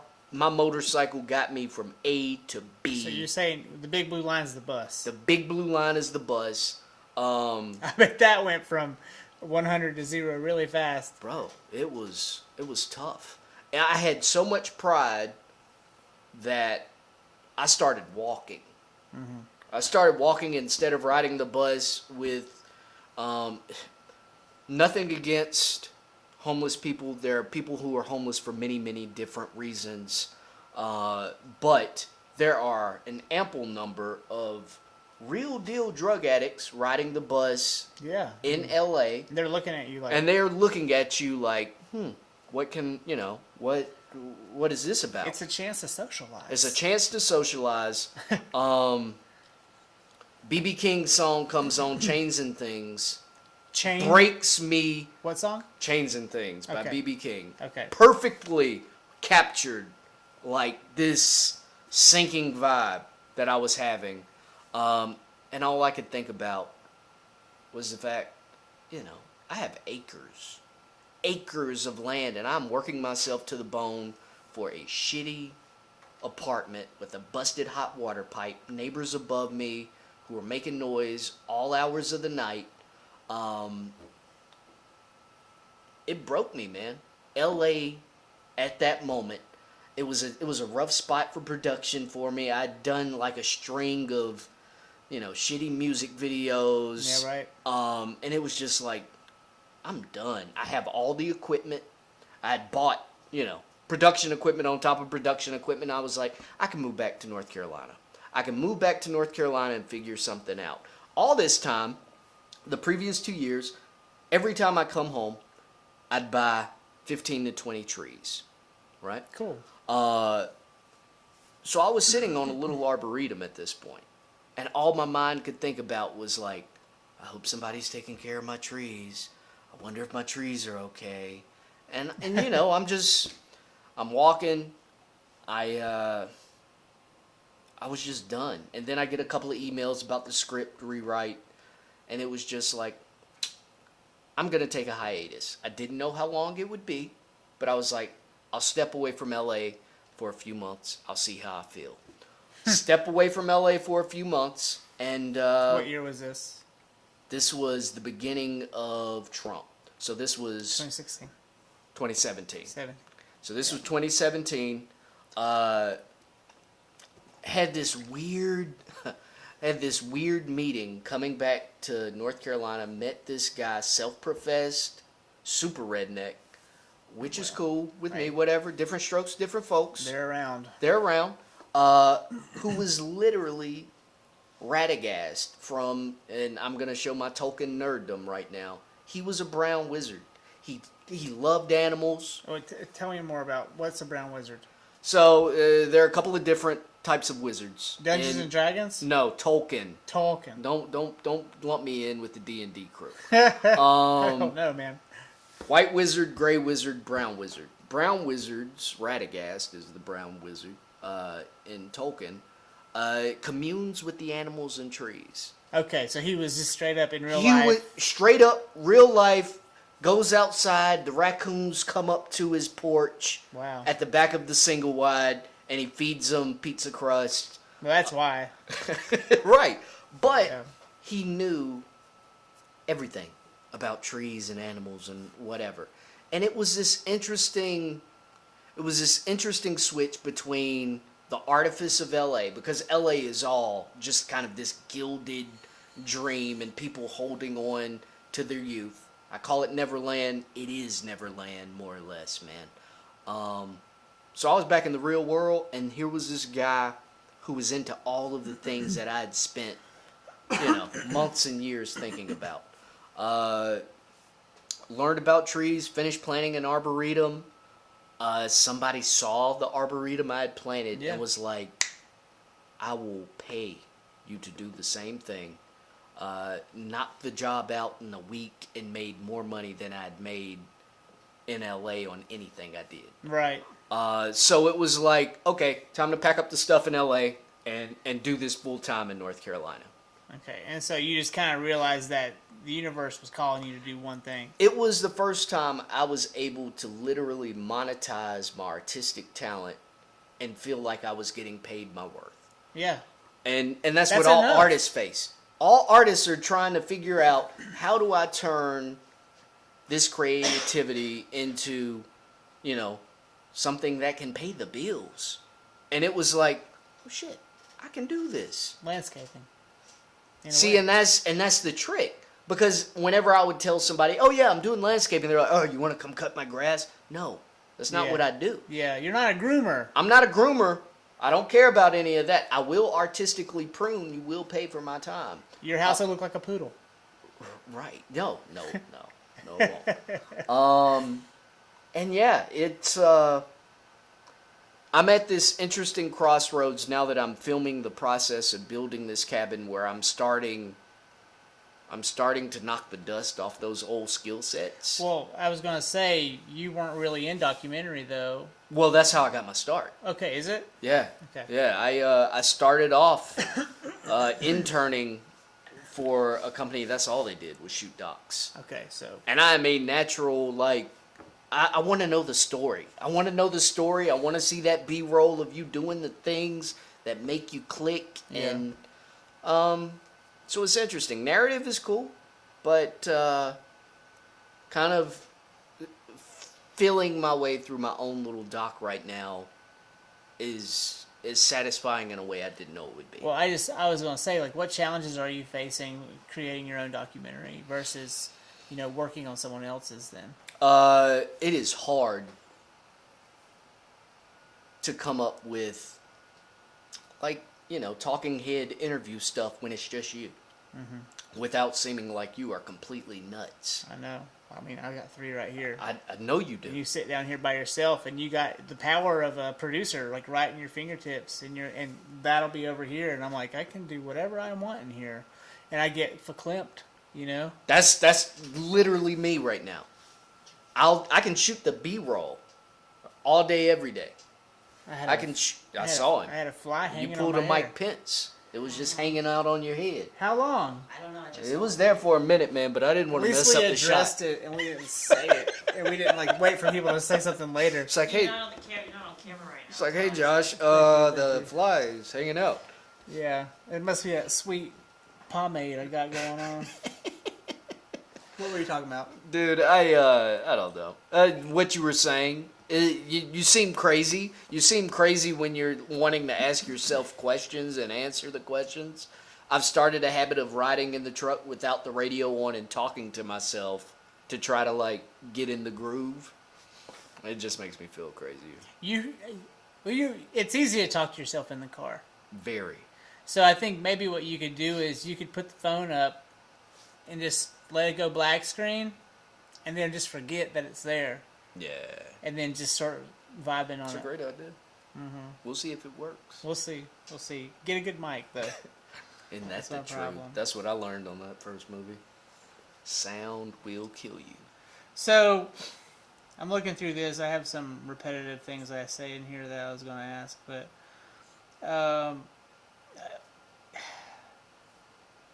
this question is really not for anything to do with your work, but like, where have you felt like empathy was important in your life and understanding other people's perspectives? As a writer, especially, I think you might have to do. I'm one of those people who I feel like I am a natural empath. Me too. I like to put myself in other people's shoes Yeah. and imagine, themselves in a situation. I think empathy is the missing component to the world at large right now. I think you might be right. I think selfishness has become, the guiding principle for a lot of people. I'm not gonna take it to the point of saying capitalism is the root of this selfishness, but it could be argued. I think trying to gain perspective to other people's situations is key to all of it, man. And I feel like exposure is exposure to different groups, different types of people, different sexual orientations. If you're not exposed to these groups, it's kind of hard to have empathy. So I think it's been good that I've had like this broad exposure now, because I can kind of, I can see their stories. I know these people. I can relate it to something. I feel like a lot of people, if they see a black guy going through something, or if they see a gay man going through something, or a lesbian going through something, they can disassociate. They're like, I don't know him. I don't know anybody like him. I think empathy is key, but I feel like the bigger thing is exposure to difference. And so you got that through travel, at least. Yeah, for you sure. got to see what you wanted and what you didn't want. Yeah. I moved to Salt Lake. Interesting environment. I love flying into that airport, but it is very odd. Have you flown in during the sink in the winter where it's really, really... I've only flown in, I think, spring, summer. So if you fly in during the winter, especially like late February, it's a bowl of toxic, polluted soup of cloud. And it stays that way for months. Really? And it takes a storm or or wind to blow it out, and it just blows it south or whatever. Flies back. I get He's him. on your shoulder now. He's my friend. Which one? There you go. Oh, You got he's him, but slow. He's slow. yeah, he's just hanging out, man. I'm like Miyagi over here. No, but it was when we got there. It wasn't winter, and so we didn't see that for. That toxic. It was sludge. summer, and so it was fine. We saw some hints of pollution and stuff, but whatever. We stayed up in the mountains mostly. It was really beautiful. And at first, we still had that vacation vibe going on. I'm sure you know what I mean. Yeah. Oh, when you first absolutely. get there, you probably were hanging out at the beach and you were doing other things. We were going up hiking and skiing and Mountain biking, Yeah. having a good time. the first 6 months were really cool, but then all of a sudden the pinch of making a living in a new place without any connections was really eye-opening and difficult. And so I got lucky. I went to work for Gary Johnson on his 2012 presidential campaign. So I had 3 months of work. Nice. And they paid me well. Right. But then after that, It hit. it fell off. Right. And then we entered into that sink of the winter. Now, it's ski season in Salt Lake, and that's why we're there. And I didn't have any money to go. Okay, I had money, but we were like, we need to pay the bills. It was spoken for. Yeah, we need to pay the bills, and we didn't have a kid yet, so we still had some to move around with. But we weren't buying season passes. You know what I mean? Right. And so I found a job in Park City, and I was a photographer up there. But you know, that's what's funny about the industry at large. Meaning, like, I was in the photography industry, but I was working at Canyons Resort as a portrait photographer. I wasn't working as like a set photographer. Or I wasn't in the No BTS work. You're just taking photos. Well, even BTS work has its ups and downs, but you know, it was like $9 an hour, maybe $11 an hour. Right. And you know, no tips were guaranteed. It was just like if someone tipped you, it was strange. And so I was like, okay, well, I have a college degree and I'm making $10 an hour right now. That is such a humbling feeling. Yeah, especially after film school. Considering Such a humbling feeling. You know, and so I didn't really know what to do but write it out. As we got into the February and all of that, I was like, whoa, I did not realize how cold it gets here. How cold does it get in Salt Lake? I was snowboarding to my shift up at the Saddleback lift where I would stand, and it was negative 14. No. Wind chill. Okay. No, anyway. Yeah. No. And so I was like, because, you know, coming from here, 30's cold. Right. And I realized in my first season there that if it says it's 0 that day, that's a warm day. And I just had a hard time dealing with that. And by March and April, like March really, I saw I was stacking some money. Nice. Because we were getting tips randomly. And also I was selling packages at a faster rate because spring season was there, and that's when everyone goes skiing in Salt Lake. I realized you don't go skiing in January or February there if you're from out of town. Everyone comes around Mardi Gras. You know, end of February, March. Yeah, and so we got into we got into a good vibe there as we moved into spring, but the winters there were so harsh, and I just didn't. I don't think I was cut out for it the way I thought I would be. So how long did you stay? We were there till my dad died, pretty much. So end of 2011, 12, 13, 14, that May, Dad died. Okay. And then it took us another 9 months, maybe 10 months to pack up, sell the house, which we bought, and move back. Luckily for us, we made a small profit off the house, which gave us a nest egg to land in Buncombe County, which was difficult to do. I believe it. Well, you couldn't rent here.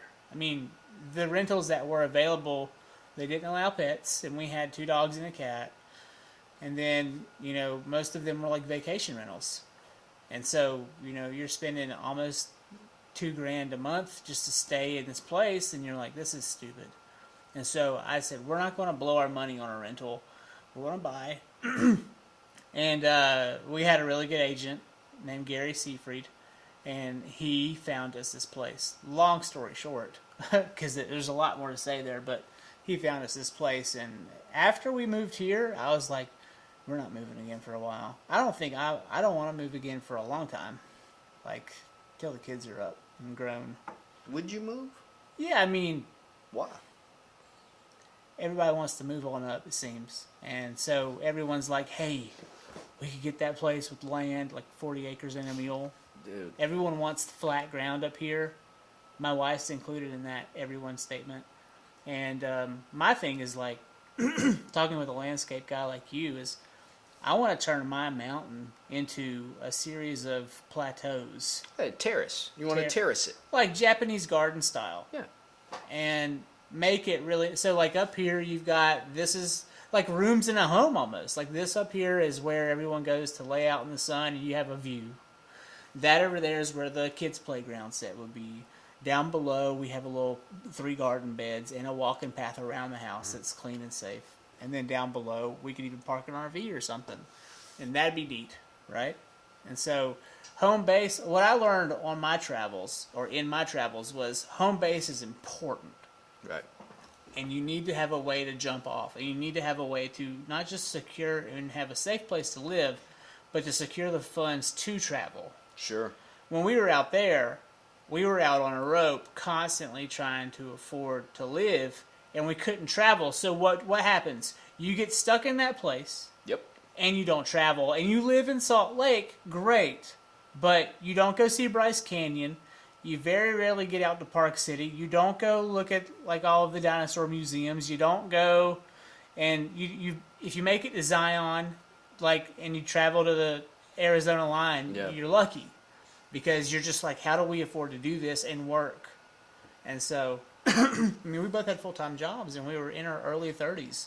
No one in their early 30s has a ton of time to No. dedicate to For funsies? socializing and. Yeah, let's go have fun. Like, No, the fun ended in college.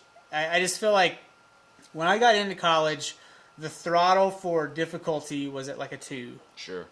But by the time I was 26, the throttle was at 11. And it was really hard.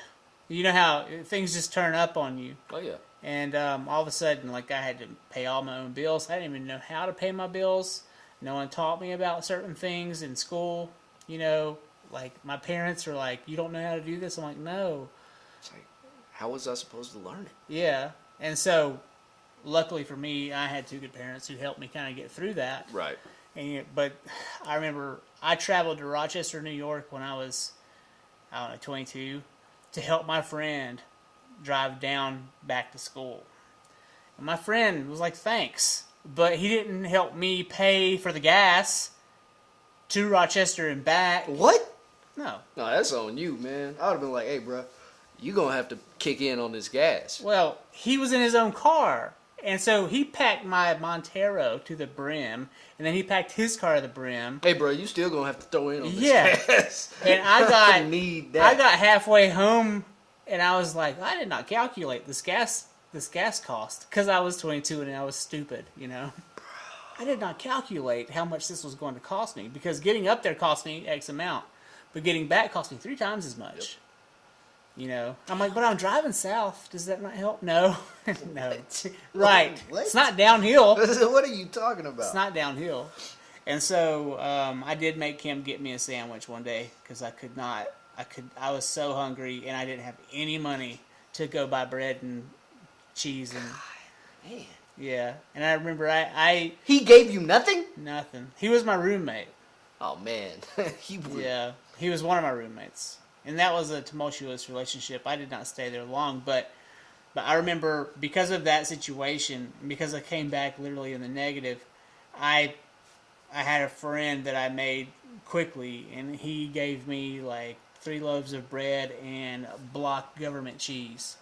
Big block. Big block. Big block. And I ate grilled cheeses for like 90 days. And then finally 90 days? yeah. Josh. I ate them for a long time. I ate them every meal, because I was no longer at the calf. I wasn't on campus anymore. So Dude, at our lowest point in LA, I was eating beans and rice every day. that's good though. I crave beans and rice now. You're shaking your head. You're like, yo, beans and rice?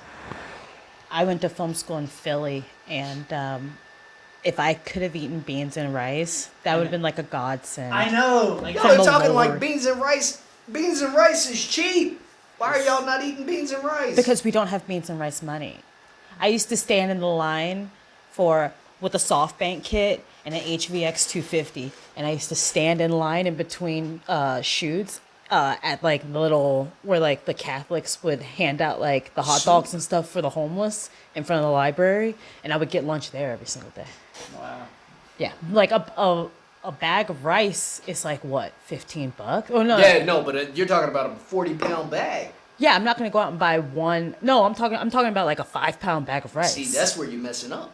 That's where y'all getting it wrong. You get a big bag, and that'll last you for a year. Okay. Where do you put that big bag Man, you in your? better use that shit as a pillow. As a mattress. North Philly's got rats, bro. No, I Like, know. yeah, I know. It's like it's North Philly, dude.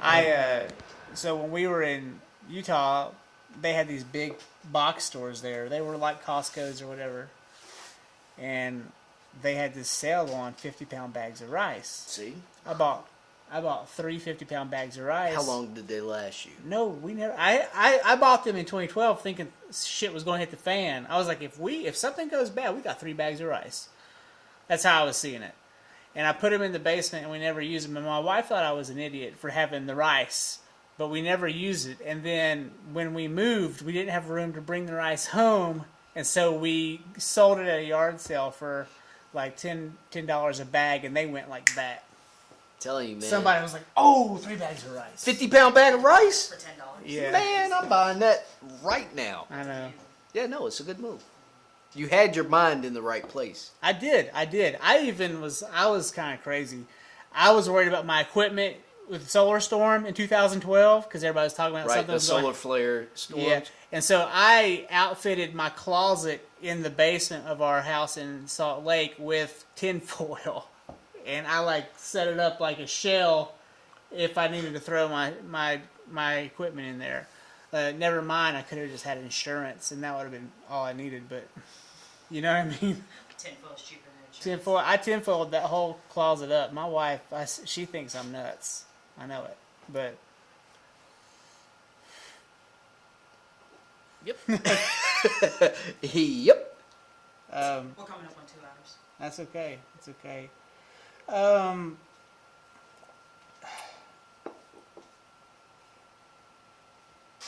When I don't want to get to these questions yet because they're kind of like the roll down, but I like to talk with you in long form about what your hopes are for mankind. Ooh, God knows, man. It's about to get dark. It's about to get dark. Why is everybody so pessimistic? I'm not pessimistic, I'm realistic. That's the difference. The realism is this. There are tipping points, right? Tipping points, once they're passed, you can't reverse the clock. Are you saying we're past the tipping point now? We're past certain tipping points. As in, which ones could you? Biodiversity, that's a tipping point. Once biodiversity, starts this decline and then it passes into a mass extinction event, man seems to think, mankind, that we're outside of the realm of biodiversity. We're not. We depend on all of this. We depend on our pollinators. We depend on X, Y, Z.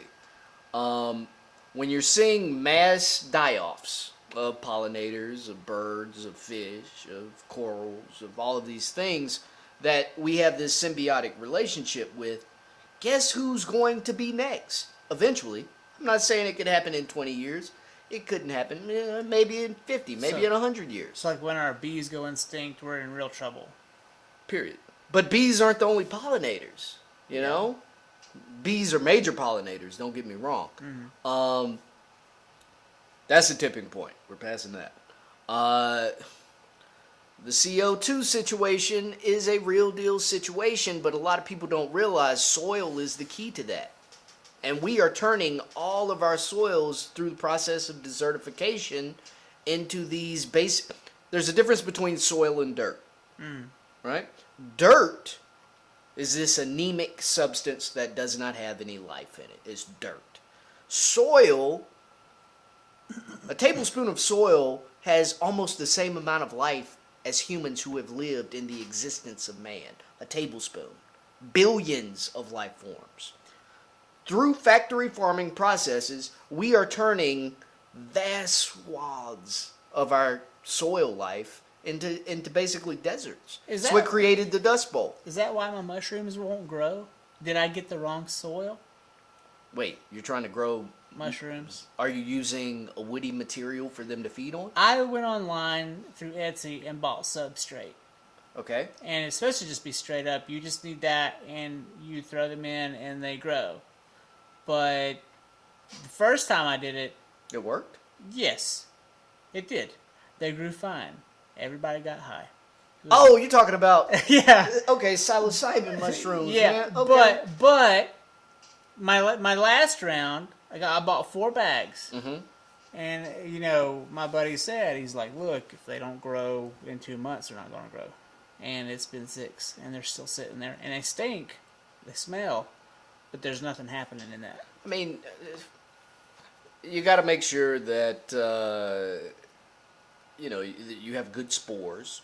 Do you know for a fact that your Etsy purchase was good spores? Well, I kept saying to him, I was like, well, the soil I have, and he's like, the soil, and I'm like, yeah, the substrate, and he's like, no. What's the difference between substrate and soil? I don't know the difference. It seems like the same thing to me. Well, substrate, substrate is any type of aggregate material that you either grow something in or you keep something in. Substrate could be what you keep your hamster in. It could be pine shavings. Yeah. Substrate is just a loose aggregate matter that you hold something in. Soil, not dirt, soil is this collection of microfauna, microflora, all of these things that are part of this whole ecosystem beneath our feet. Now, you live in Denver, so you have a lot of red clay. Right. That's dirt. No. That's soil? So here's the misconception about Cecil clay, which is the clay that runs through the Piedmont across all of America. People assume clay is this anemic substance that doesn't have anything. The thing with clay, if you break soil down into pore structure, so, what is the structure of the individual pieces that make up this aggregate? Soil is tiny, all right? It's a tiny structure that bunches together really tight. Well, that's red clay. Right. All you have to do is break it up, and clay is filled with so many macro and micronutrients for plants. Okay. So, pine mulch, any type of organic matter, pine mulch, compost, manure, if you add it in with clay and break up that structure, now you have something extremely rich. What do you think about the soils we have in our mountains here? Have you gone out and dug with your I have hands? not. You should. It's really dark, rich soil. I think we would call it soil completely. Well, you would definitely call it soil if... It's not dirt. You know what I mean? You would know dirt. I deal with dirt day in and day out in new construction. New construction, they get rid of the soil. They get rid of all the topsoil, and you just have this lifeless, dusty shit that can't grow anything. So then you're breathing life into it. So had you, where they brought that manure in on that job, yeah, had they left it, would it have been a nice petri dish by the end of the week? Had no one cleaned that up? No, it wouldn't have. So manure... It was just manure? Manure Someone by just itself, brought you shit. Straight steer It manure. wasn't mixed? Like, because No. you can get at the store, you can get the bags that have manure in it. Right. And that's not what they brought. No, it was straight steer manure. It was cheap. Oh, come on. They did that to you. But manure is great. I'll drop a little one on you. All you need are two things to have soil. Two things. You need a brown and a green. Browns are anything that's, paper, wood, leaves. That's a brown. It's carbon-based. Mm-hmm. Greens, nitrogen, manure, cottonseed meal, algae? blood meal, algae, I guess could be considered a green in a way. You mix those two at a 4-to-1 ratio, right? So 4 parts brown, 1 part green, that's compost. Within months, within weeks, you now have premium soil. It's the only way it happens. How do we get back to mankind from here? When we're talking about that. Yep. And then how do we get back to where the original question was, what are your hopes for mankind? So, this is how we get back to it. The only way we can really get ourselves out of this situation is not, stopping carbon dioxide, 2 carbons. We have to dial it back, right? We have to have drawdown. Drawdown is the only thing that's going to save us. Where does drawdown come from? If you need 4 carbon-based sources to 1 nitrogen source, you sequester that carbon in the soil. That's the only way that it works. Soil is what saves mankind. There's got to be something else, though. And that's the problem. people think there has to be something else. Soil has been the source of life, time eternal. It all started with microorganisms. And I guess the mycelium networks and all that, right? What are mycelium networks going through? Soil. What are they breaking down to feed on? Barks and I guess other leaves and... They're feeding in the soil. Yeah. Soil is the key, man. But mankind, how do I feel mankind's gonna fare? I think our days are limited. I think once the permafrost melts, I think we're gonna release a whole lot of methane and a whole lot of carbon dioxide. Diseases. A whole lot of old diseases that haven't been released since the Ice Age. Yeah. I think COVID was a nice precursor to what's coming. Do you think that was natural? No. No? No. Do you think it was man-made in a lab? Yeah. In Wuhan, China? I do. Okay, I think everyone does. At this You know, point. it's interesting. I'm fully vaxxed. I have no problem admitting it. I have a lot of older African American people in my life. It was the responsible thing to do, but I gained a new allergy after my vaccination. What was it? Bee stings. Imagine being in my line of work. I had a full anaphylactic episode earlier this week by getting stung one time on my ear by a yellow jacket. And you've never had that happen before? I can get stung. Previously, I could get stung by anything. Now, I'm not saying it's vax related. I'm not going to be some, conspiracy theorist, but... Well, some conspiracy theorists have said that Bill Gates' real motive is to depopulate the Earth. I'm going to be honest with you. If I had the power of the Infinity Gauntlet... The Infinity Stone? Yeah, whatever it is. Yeah. The gauntlets, the stones fit in the Got it. gauntlet. The whole thing. The whole thing. I'd need all of them. Yeah. I don't know. I wasn't one of those people who thought Thanos had it wrong, man. I think we're definitely going to have to seriously look at controlling the number of kids people can have. Period. So, I'm on my way to potentially 2 kids. Is that too many? We got to cut you off there, bro. Yeah. You got to snip those vas. I just saw this video on... My wife showed me this video online. She's not much to be online, but she saw it herself, and it was on her phone.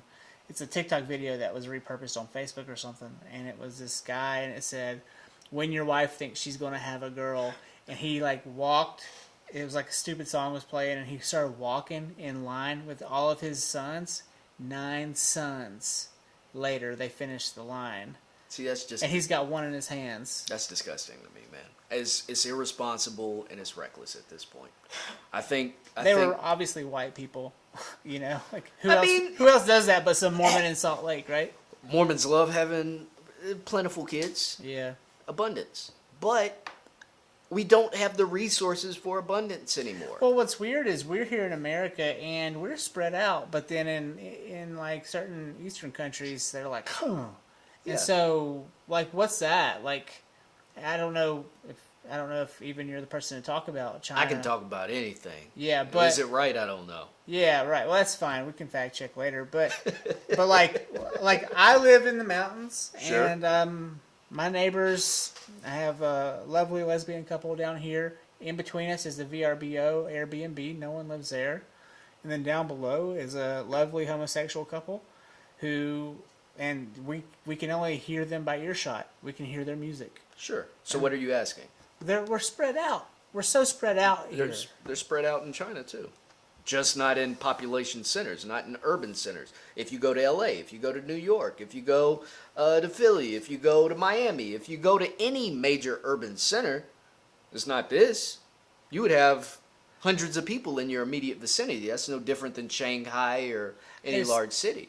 I just, after living in a big city, Salt Lake's not that big, but it's big enough, I felt repulsed big cities? By the concept of even being in a grid. That's how I feel. And we moved out here on purpose. I like it. It's hard to find us. It is. It's on purpose. That's on point. It is. We did that on purpose. And, especially in western North Carolina, everything's under tree canopy. And so it's hard. We're like an anthill. You can't see everybody. You can't see the roads and all the different homes and stuff. Out in Salt Lake, you can see every home in the distance for 14 miles. You can see every neighborhood. It's all right there, no trees. It's weird. you know. And I guess it's like that in L.A. Yeah, it was. But here, you are lucky to see a home at all from a vista. Like, you're going to see the trees. And you might, if you're up in Montreat, you might see the campus down below. And you might see downtown. And you might see the highway strip. And that's all you see. All you see is nature. And so, I mean, and it's like that in Hickory and Denver, too. It is. Well, Maybe not in no Denver. longer in Denver. Well, parts of Hickory either. Yeah. I don't know, man. I think it was interesting, and COVID gave us a perfect example of that. That's why the urban centers were hit hardest. You got people on top of people. That's what happens. Is it... Takela Waldy was in here Tuesday, and he was saying everyone's moving into urban districts, but I feel like people are moving out of them. I think... At least I felt that. I did. And maybe I'm just selfishly thinking that that's what other people are doing. But I think there is some change towards moving out of urban centers. I think as people... we don't need the jobs there anymore. Nope. We can work from home. Yep. But there's a benefit, right? I love restaurants. Living in an urban center, you have all these tasty spots you can go to. Mm. People who are young and want entertainment. If anything, I feel like urban centers cater to a younger demographic because you have social activities, you have lots of people, you have the things that kind of, were fun back then, at least for me. Mm-hmm. Something to do. I feel like an urban center really becomes like in its prime when an Indian restaurant moves in. Yo, I would love if Denver, North Carolina had a good Indian restaurant. Like, it's very rare to find an Indian restaurant, especially a good one, but like even if it's half good, it's there, right? And so you still go. But like in Black Mountain, it's got all these great restaurants, but they're all fighting over who's got the best black bean burger. Like they're not like diverse in their dishes. Like, right. So we've got the taco spot, we've got the barbecue spot. Y'all have a Thai spot. You don't go there. Well, if you do, they're nice, I guess. But it's good food. It's just no one ever goes there. I don't know how they're still open, but we do have a Thai spot. So maybe I should go eat there more often. See, we've eaten there twice. The service was always really slow, and the food was good, but it wasn't that good. And so, I don't know. But we do have a Thai spot that's very rarely open. But we don't, and on the other side of town, we have like sandwich places and a Chinese place, but no one goes in the Chinese place either. I refuse to believe that. People go to Chinese places all the time, everywhere. I don't know about this one. And so, I don't know. Did you go there? Have you ever been there? I've gone close to it. You've never been there? I don't want to go in. Why? I don't know. It just looks dingy. Let me tell you some dingy spots. You're right. I got the dingier the Chinese spot, the better usually. yeah. So It's it's usually called empty because everyone's doing takeout. it's called Yup. China Number 1. Look, man, there's a China number 1 through 3 in all sorts of cities, and Yeah. I've never been let down. I'll go check them out. I have to. I was. Well, I just well, that's an But interesting. you'll know immediately. You will. And you'll never eat there. What do you think's happened with the Chinese Americans who own these restaurants post-COVID? I feel like This Yeah. is what's happened. Yep. they threw their money in the air. And And they got gold teeth, and they got Teslas. Cause Their economic stride. how Just is, they gained economic stride because they already do mostly takeout. That's how why you are, never but see them how are they anywhere. making money under prejudice? Because I feel like a lot of people are I think not eating. I think most of the prejudice is online. Is what I think. That's what You I know? think, too. A lot of this Asian hate, You're fine. I Asian need a lot of prejudice is on. And I know that's controversial to say, but a lot of it is online. Like Yeah. when have you ever really seen anyone in person kick an Asian person, spit on them, and be like "F you for being here," Well, you or don't- "I'm not going to eat at an Asian restaurant because of this. Well, I have heard people say that. I've never heard anyone say that. Go to Denver, North Carolina. I mean, I've even been hesitant to go. Just takeout in general during COVID was concerning. Takeout was concerning, but I tell you what, I still got it. I still I got did it. too. I didn't go get Chinese though, and it wasn't necessarily because I was like, oh, Wuhan or anything like that. It was just I wasn't in the mood for Chinese anymore, and I don't know what that was. You know, like I was like, I guess I'm burned out on the idea of China in general and the way the Chinese government acted towards us. See, but that's And different. so that creates though. a weird prejudice, doesn't it? Though, Yes, it does. Because I was thinking maybe like you ate so much of it in college. Like, that's what no, I couldn't afford Chinese food. I actually delivered Chinese food in college for a it's few like weeks. $2 for like a big. See, and this that's is what also I'm saying. Philly. This is also Philly. Get me some house fried rice or pork fried rice. It's $2. good. It's like this. Bam! I I'll eat have- on it for 3 days. I have bought from the buffet at Ingles. I don't fool with Like buffets. some You want to talk chow about mein. something that'll make you worried about COVID? Buffets? Mm-hmm. No go.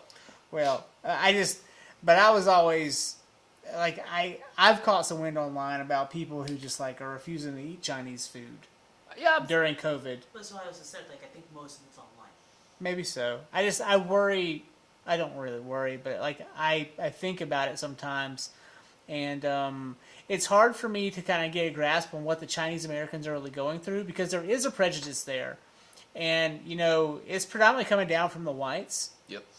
But I know some of my friends who are black who have said I ain't eating that Chinese shit because of, you know. I guarantee that's almost in talk alone because that fried rice, Yeah, it's we good. enjoy it.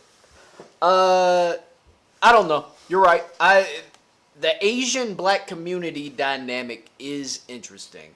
Well, I know And that. I'm not gonna dive down that rabbit hole. Well, in with SoCal, time. they really did not get along. No.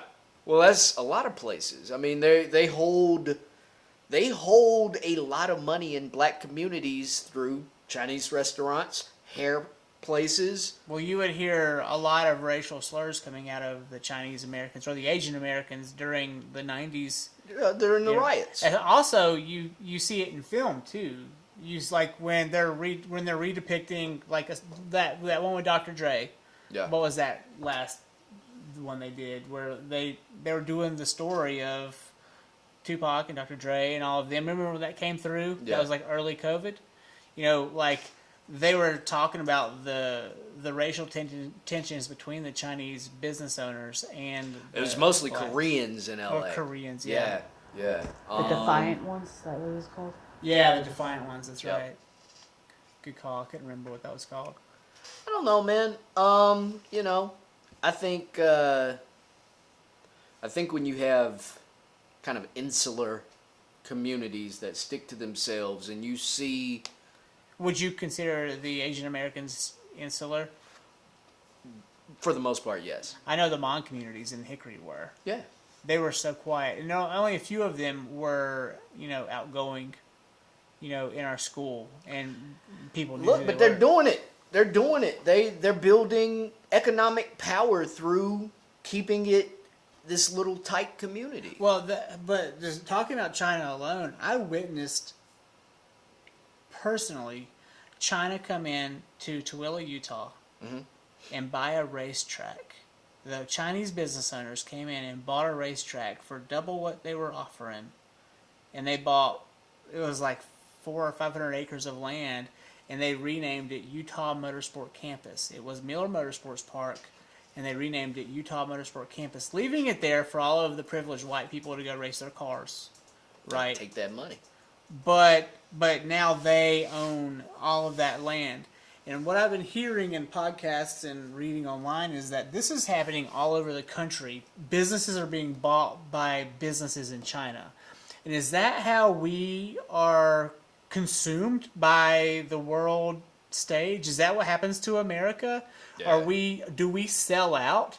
Is that what ends us? I don't think I've got a excerpt from Pop it up. yeah, here I'll pop it up for you. This is Representative Chip Roy from Texas, this ought to be colorful. and well, he's just saying exactly what you guys are saying, right? So it's right here. You can read it if you want, or you want me to read it. Go ahead, read it. Okay, so it says, in their quest for global domination, China has been buying up land and strategic infrastructure all over the world and in the United States. Direct Chinese investment in the U.S. economy is a major threat to the American way of life and requires that we take serious action to thwart the Chinese Communist Party from ever seizing control of strategically valuable domestic assets in the U.S. Now, again, this is Republican Representative Chip Roy from Texas. Now, is that statement racist? Yeah, I'm sorry. U.S. Congressman Chip Roy from Texas. Now, white man talking to a black man. Okay. Is that statement racist? No. It's not, I mean, is that statement biased or does it have an audience it's directed to? Yes. Yeah, obviously the Texans.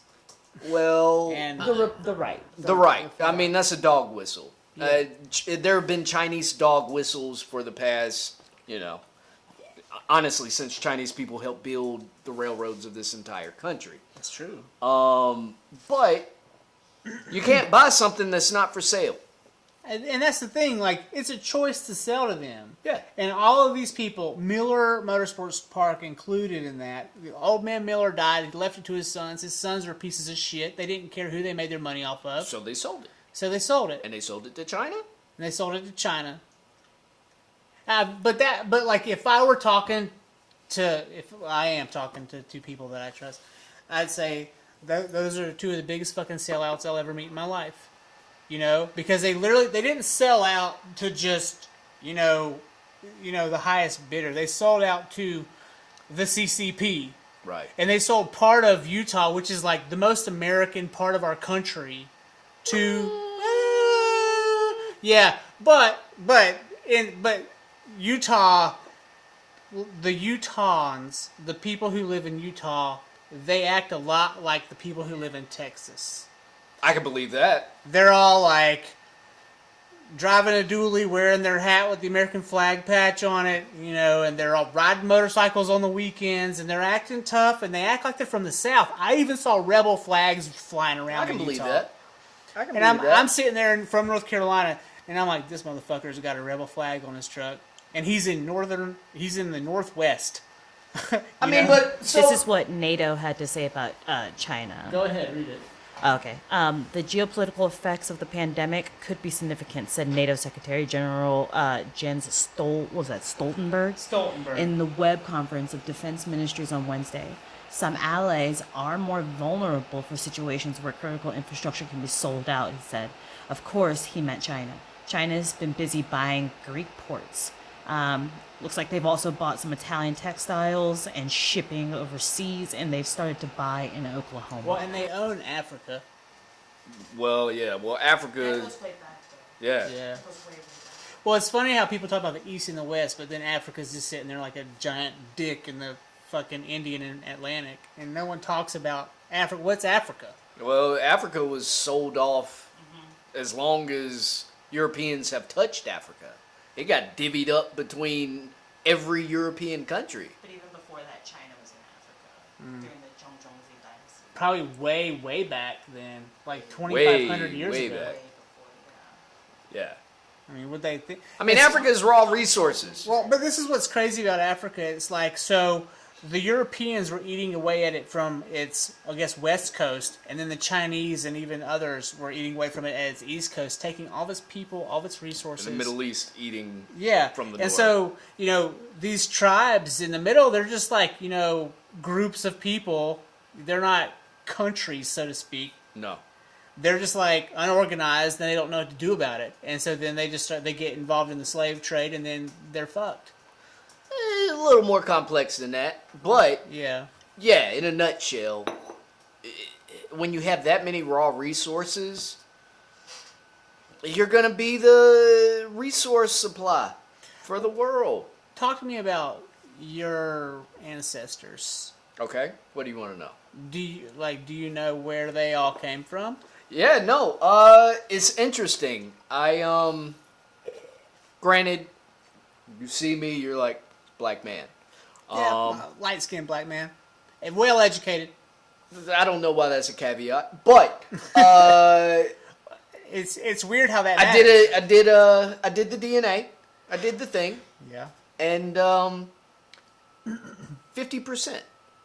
50% West African, the other 50 is Western European, small percentage of Southeast Asian, Really? Small percent Iberian Peninsula, a larger percent than I would have assumed of Scandinavia. Wow. I think that's America, though. For It the is. most part, America, we are a melting pot. That's, that's what it is. Did your ancestors come over on their own, or were they No.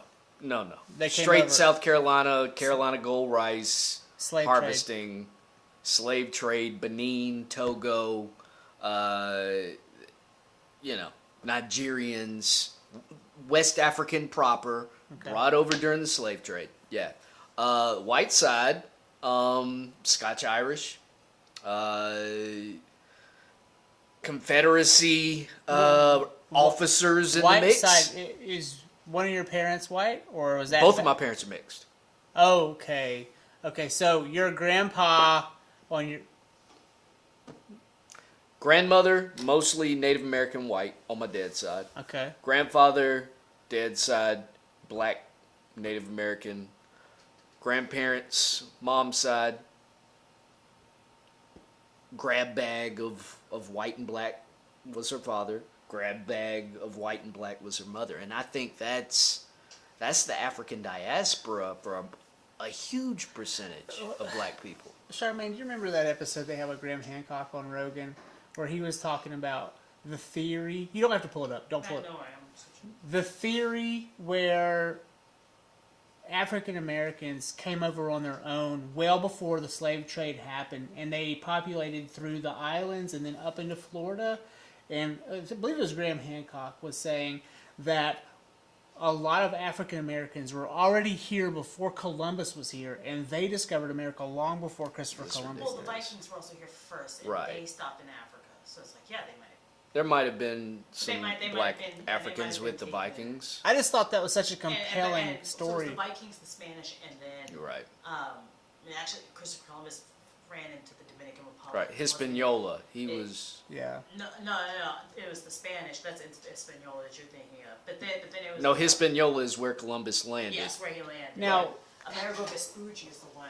Well, who founded yeah. America. Well, what about Haiti? Because Haiti's populated with a lot of black people. Were they there by the They slave overthrew the French. They overthrew the French. Yeah. The French had them as slaves. trade? The French are always getting their ass beat.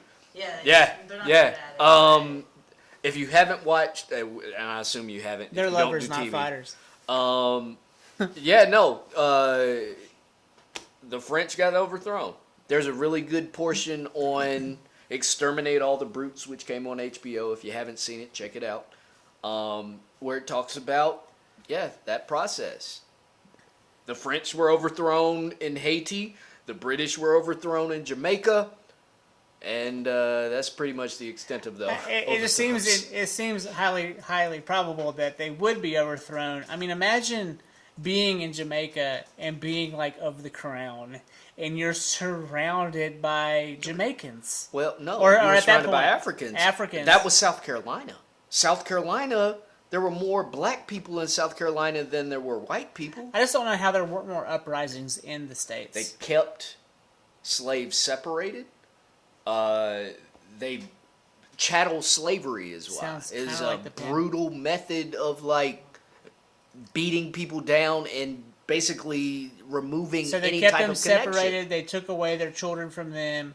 Sounds a lot like what China does to some of their people. Sounds a lot like what they did to us during the pandemic when it came to our businesses, when it came Absolutely not. Absolutely not. to... No. Absolutely No, because not. they didn't beat us and put us in cages, right? Like No, it's they didn't. it's way different, right? Yeah. That's a very privileged way of looking at slavery. That's fine. I appreciate that. No, it is, right? Because like, are they doing that in China? Well- Absolutely. well, no, it's- Are- it's- are it they- starts- With the Uyghurs right now, Well, they're what I- doing that. Well, what I mean is That's it exactly starts small. Like they start taking little things away that are like freedoms, and then China can't take away our freedoms in America, right? I hope not. They can buy them. They can They buy can them. buy them. And this is Actually, this is something that I was gonna touch on when you were talking about. We digressed from soil into Mankind. into infrastructures and people living in cities, and you had asked about why people would live in cities, and do you think that people are escaping cities versus moving back into them with the pandemic and everything that is happening, do you think that it is detrimental to society and to the land, and also our government and our not our government, but maybe compromising our freedoms a bit with the mass exodus of major cities? You see that a lot of people are moving from LA. A lot of people are moving from LA to Asheville. Yeah. A lot of people are moving from Notice that. from Chicago. They're From landing I mean, all over. They're yeah, moving they're from, but they're moving all, from Tampa. all the major cities lot. to all of these places that are quote unquote safe havens. Do you think that's going to be detrimental to The safe havens. to those safe havens, but also to the nature within those safe havens? Well, I mean, as long as we're not talking about a 1-to-1 ratio of movement, you It's know what a I big mean? exodus. Well, I I mean, mean, Florida. Just look a lot at of just look at people- LA in the past 3 months. It's true. you know? It's true. It's true. But you know, I feel like humans will always be attracted to amenities, and you know, you're talking about the exodus away from major cities into Asheville. Asheville is now a nightmare at certain times of the It's day. always with Well, traffic. that's what I'm asking. It's Is like, always do been a you nightmare. think, because you say soil is how we Yeah. dial everything back, Yeah. right? Soil, like having rich soil and having things that you can actually grow now life in, right? Because Yeah. people say not only life but plants are life, which is why I don't understand veganism. But either. but do you think that with this mass exodus, people moving from all these major cities to these places with all the commodities, to Austin, Texas, to Asheville, North Carolina, to Louisiana, to Florida in the winter, and then North Right, Carolina yeah. in the summer, do you think that is going to deplete Sure. deplete us of the nutrients that is already quickly man. Escaping. Mankind, this will be a strong opinion, but I'll stand by it. For the most part, where humans decide they want to create cities is a cancer. You can pretty much determine Asheville won't be the Asheville that we know right now in another 15, 20 years. But do you think that they're going to move to another hotspot, right? It'll so like always continue. so like Hickory is another hotspot. Sure. Well, Do you eventually think they're going to the push moon- down to Hickory and then destroy Hickory? Do you think that it's going to become this cancer that simply just that we can't stop? So you talk about dialing back. Well- Do you think that we are at a point of no return? Yeah, And if we're not, absolutely. okay. Well, look, Absolutely. like That we're second is- we're at Yeah, no, I really feel like we're not going to have some massive change in the mental. Your daughter's generation would be the generation to be like, hey, guys, they will. I have a y'all feeling. are fucking this thing We're up. gonna be, you know. Well, we are in a way. I No, mean, we're not. We're well, not. I mean, look at the way she's Gen Z, by the way, but look at the way things have already shifted from the millennial base. You're right. Okay. I mean, they're also woke about everything. Also, Yeah, woke. but they're not about action for the most part. And are they? that's what I was going to ask. Is the woke movement primarily an online movement? And do you think do you think action is becoming more scarce Yes. if it has nothing to do with view count or do. online marketing? Um, Because it's You all know what it's I mean? all it's all Clickbait. for it's all Everything's for click. clicks. Yeah. Everything's Well, like- for clicks and likes. but to her point about like the overpopulations and stuff, right now we're at like 9.2 billion people on the planet. Right. And America is just 300 million of those people. I can only imagine what it's like to be in New Delhi or some bullshit. Right. like In the that. developing world. Yeah. I can only imagine. But what happens when we're at 30 billion? I What don't- happens when we're at 20, I don't think we'll ever make it there. I mean, 30 billion is a lot of people, but it's not that far off if we keep going the way we're going. I think If we live longer, like, I saw these studies on, like, there was a study out that was like, if you have your children later in life and they have their children later in life, their children may actually live well past 100. I think If with healthcare being the way it is. your daughter's generation and the generation that preceded her, I don't know what they're called. I don't keep up with the numbers and letters and all that jazz. They're But not named yet. But They're still in like you're the seeing Zoomers, I guess. you're seeing issues developing in kids earlier, right? So you're seeing diabetes earlier. You're seeing hypertension earlier. You're seeing all of these things. I think generations are going to start living shorter lives as opposed to longer lives. Maybe. I don't even think it's a maybe at this point. When you have, and I'm not gonna step on the hornet's nest and talk about obesity and that sort of thing, but quality of life is decreasing. Diets are turning to shit more or less. I don't see it that You way. can curse on here, Okay, God, I've been worried. I've been saying all types of stuff. We've I'm been like, cussing "Ah." around you. don't worry. We're on the internet, yeah, you can curse. So, but I've been seeing the health food movement move much more rapidly, and I've watched a lot of my fat friends get skinny. Sure. And that's part of, I think, the millennial movement is to reach a higher level of health. Can we get a stat? Because Yeah. I've been listening to the stats on the number of Americans who are now on the other side of that coin, and it's wanna gone see- up. Yeah, what do you want to know? I want to see life expectancies of people currently today. Like, what's our life expectancy now, and what's our projected life expectancy in, say, 30 or even 50 I really years? feel like I read, and I could be wrong, that it went down. Look, the whole point of this show is to be okay with being wrong. Sure. It's okay to fail. That's why we're here. I don't mind if she tells me I'm privileged. Bro, I got like 3 things wrong during this whole podcast. Like, I had to recorrect myself in this microphone. I'd be like, actually, it's not that. It's fine. But I want her to tell me I'm privileged to things. I want her to- 2018 census, it says the average life expectancy is 78.54 years. So it went down. That's in the United Kingdom. It's No, this high. is United States Blue Line. Yeah, Blue but the line. United Kingdom's higher than us. Yeah, 80. And then India. Well, you can see the line trending. You see it Look starting to trend down. Look at India on the rise. India is. well, It's on the rise since 2010. I hope the it's a India- developing world. I hope India just gets to be the one, like a real world beaten type of country. I think that they're so smart. Those people.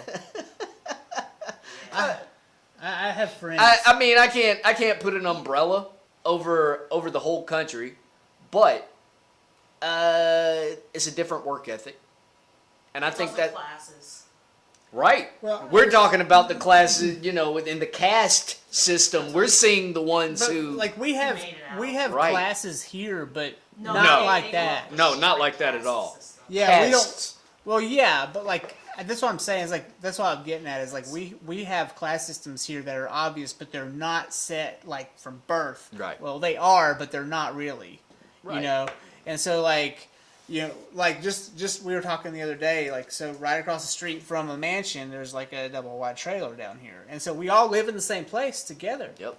I don't know if it's the same way in India or not, but No, not at all. the slums are here, Slums and are then there. the mansions are over here. Yeah. In a way, though, do you think that Asheville has kind of gotten that way? I mean, there's stark contrasts between red line areas and then people with money. Even though we don't have a direct caste system, It feels kind of like do you think you're starting to see more of a contrast with that? And if you are, how is that affecting Well, you and can I like your respond? your both of you? That's for everyone. I'll and respond your thought process of maybe living in this area. look. Here's Will- a net life expectancy. Willie and his cousins live down there. Who? Willie and his cousins. They I like Willie. Willie, if you ever watch this, I doubt you will, but you're a nice guy. But Willie and his cousins live in the trailers down over here. Their properties are worth enormous amounts of money Sure. right now, and they're not selling them stubbornly. Okay, I don't know. They have to be getting offers. If they're not getting offers, I'm blown away. No, they're definitely getting Yeah. offers. Okay. And so, but we're over here, and we're on the nice part of the mountain. It's weird that it's like that. It's just right here and then down there, and I walk past this house every time I go for a walk. It's that close. They don't come around us. I think the only place where they will is at church. Like the church there serves the community. I think in the church you may see poor and rich together, and that's nice, maybe, I think. But in social structures, I mean, Willie and them stay in their own like 40-acre spot with their mule, right? And then we're up here on our perch, and we're technically not from here, all while Willie and his cousins have lived here since their great-granddaddies did. Okay. And so all of the people moving into town are from Florida or Utah, or they're from a higher hand dealt to them at birth, and they're coming in and they're buying in at astronomical rates. Okay, now we moved in 2015 and we thought we paid a lot then. This house has doubled in cost or in Probably value. tripled. No, I wish. It's double. It's literally doubled. Give it 2 years. It's doubled in value in 6 years. Okay? Literally doubled. Now, I can only imagine what's happening to them and what the pressures are for them to sell out. But the reason why I think that they aren't selling is the same reason we're not. It's that they can only move sideways. Outside of now they have money to actually buy a brick and mortar home, they're not going to live in a trailer. Right? And if they stayed, they would spend all of the money that they would make off the sale of their land on a new place. And they don't make a lot of money. So how would they even survive that way? So, I hear you, for sure. I don't think we can compare that type of situation that Willie and his kinfolk are in with somebody who is born into a caste system and cannot, regardless of what they do. Willie and them could still sell, right? And they could move to a place with a lower cost of living, and they could be higher on the hog, right? In a caste system, you can't escape a caste system without moving mountains. Well, let me ask a question. What happens to that person in New Delhi who actually is, their home is much like Willie's, and it's on a prime piece of real estate now because New Delhi needs that land? Does that family just get kicked off that land by the Yes. government? Or do they give them a small amount of money? Or do they sell it for the value it's worth, which would be, in Willie's case, probably $1.2 million? It's not option 3. It's not option 2. It very well could be somebody from who is buying that piece of land doing something shady in the middle of the night and knocking them off. Mm-hmm. And nobody ever being held liable because it's a caste system. You have zero power if you're at the bottom of that rung. Willie and you have the same rights, right? Mm-hmm. You have the exact same rights. Y'all are born, brought into the world with the exact same inalienable rights. What's all the hate about? What's all the hate on America for then? If we're so valued, even at our lowest rung, that we're allowed to sell our property for $1.2 million, and not just give it to the government to put a road through, right? Like, why are so many Americans beating, or even out people who don't live in our country? Why are so many people beating on us for what I'll we answer are? that. So what you just described. All right, let's make it a continuum, right? You have a caste system with slums down here. Let's say, it could be New Delhi, it could be Rio de Janeiro, it could be anywhere that has a barrio. It could be any place where people are living in absolute squalor. What? Flint? Flint. Yeah, it could be It could be Flint, right? outside Chicago. Anyway. Yeah. Right. It could be, anywhere, right? So that's the end of the continuum. We'll put it here. All right? Do you want some more water? Please. I got it. Other end of the continuum could be a Scandinavian country, a country that provides everything They're for doing really everybody. well. Right? Yeah. The problem is Americans abroad think we're over here.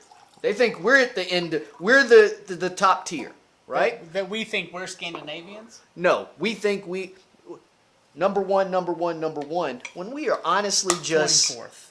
solidly in the middle. We're 24th in education. I think that puts us right where we are with everything else too, don't you? Maybe. If we're even still 24th. Right. Let's find that stat. What are we in the world in education?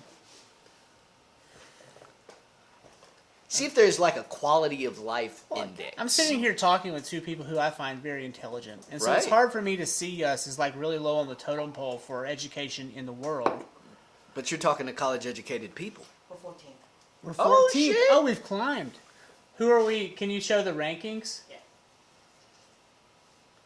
Oh, so Charmaine is also she's an educator. She teaches. I can believe that. Is it kindergarten? She teaches kindergarten. That's its own conversation, isn't it? Little sponges at that age. Mm-hmm. God, if you could get them all at that age, you can change the world. Are we You loading could a? beat it all out of them by 3rd grade, though, so Well, with that's the issue, right? multiplication They get to high school, tables. it's all Yeah. scrambled eggs and mashed potatoes. But yeah, I think this idea that you know, holy smokes, I can't see it. I can't see that. Yeah, I'm gonna make it bigger. Hang on. Is there a? I'll do the zoom. The fact that we think we're the best at everything is sort of There should just annoying be on to other Google, countries. There should just be on Google a list. You don't have to go to that PDF, do Oh, you? wait, here we go. This was Google. Here's my zoom button. Look. Okay. Ranks Scroll, 14th. scroll down. Here we go. See, but here's the problem I Keep have names with for this. countries in the US, That I have with this, right? Saying higher education determines, you know, anything discounts people with trades, discounts people who are, you know, independently wealthy through business creation. We're right behind Sweden. So Okay, so that's Number 1 is Korea. believable. Korea, Japan. Japan, Canada, Yeah. and then that's what's that? The Russian Federation. Russia's higher than us in education, huh? Yeah, Why do?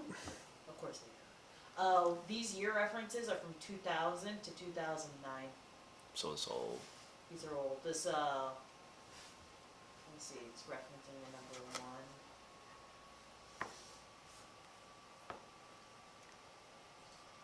Source alien table. Let me find you one that's a little, more up to date. You guys keep going.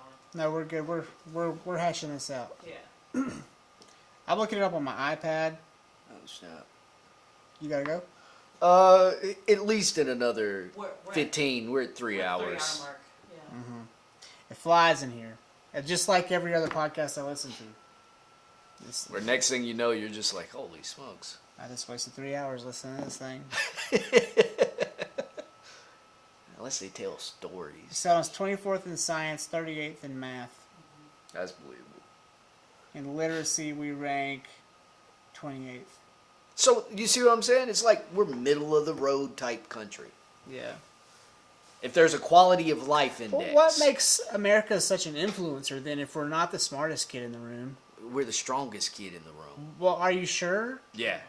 Why are we so strong? Our military is like 3 times the size, But if our- not more. But our military isn't what influences us. I think it's not that it is Though, because we gained, what was it, like, and I'll look this up again. It was like 60% of the world's wealth within the matter of like 4 years during World War II.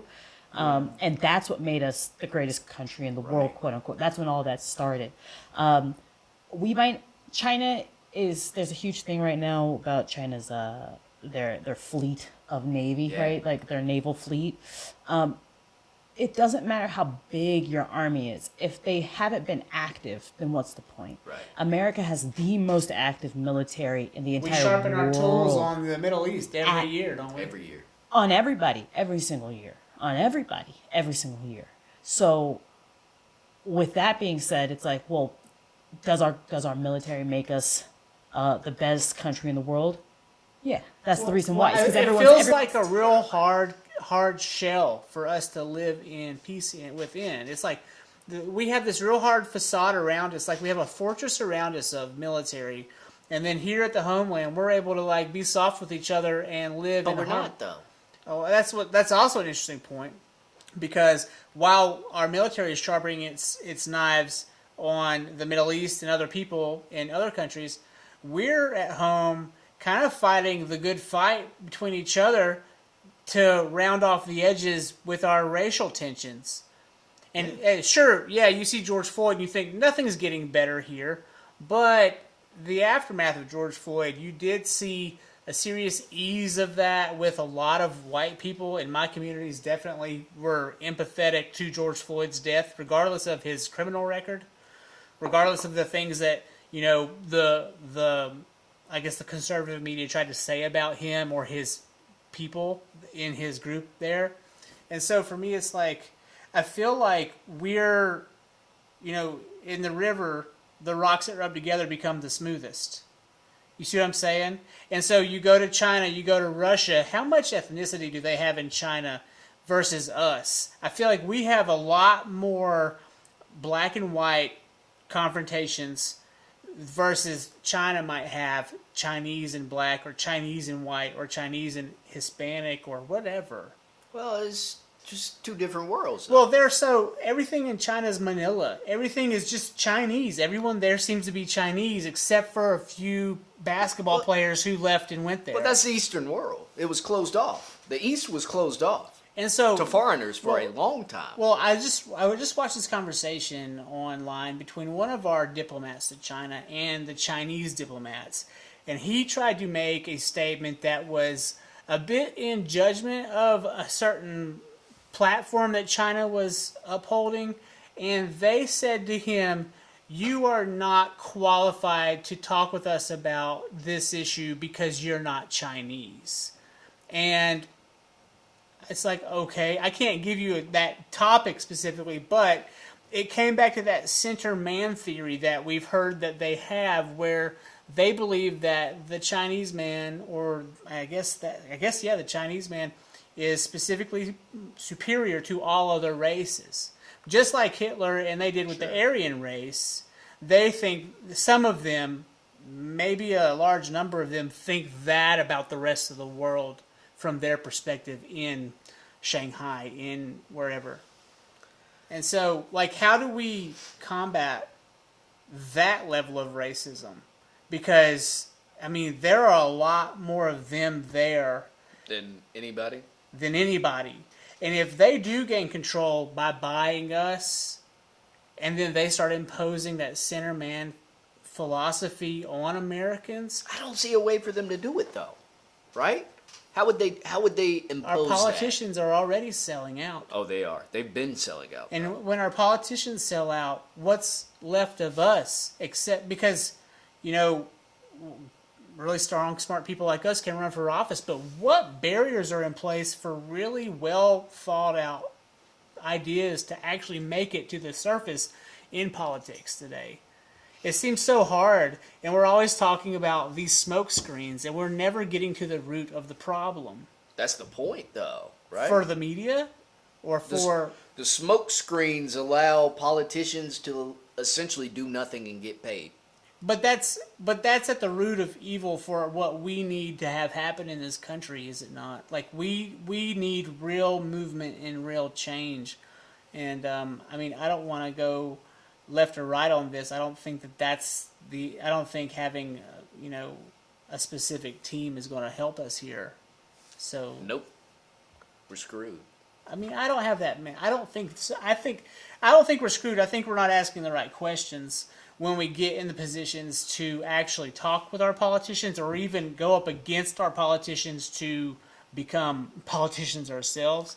So look, if 50% of the country, and this was really well executed through the media and through politicians, if 50% of the country supports this team, and 50% of the country, give or take 51, 49, whatever you want to do, supports the other team, and they continually feed either side what they need to be fed, right? They give them the red meat to keep them on the team.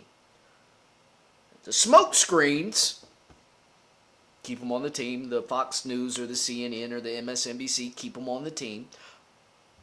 And people aren't, you saw where we are education-wise, aren't doing independent research. They aren't doing the seeking out of truth. I just feel like that's starting to happen more often now. More people are seeking out the truth? I think... You might be right. I think the millennials and Gen Zs specifically, and we're Xennials. Right. Okay? We're that weird mix. Yeah. But I feel like a lot of them are swooned by the left. But I feel like the ones I talk to are starting to pay attention and read into things more. As they get older, just like anyone, I mean, when you're young and idealistic, you don't take time to understand nuance. But as you mature, you can't help but know what nuance is, because you are nuance. When you get older, your emotions flip-flop around, and you start to understand why your dad said these things to you when you were 18, which you didn't understand then, and then before you know it, you are your father. Yeah. You true. are, my sister is my mom in many ways. And you just happen to vote left or right. And so, I've watched my voting record change from when I was 18, I voted for Ralph Nader. And I spelled his name wrong. I spelled it Nadar, Nadar. That's not how you spell Ralph Nader's last name. I had to write it in. Okay? Now, he had great ideas. He did.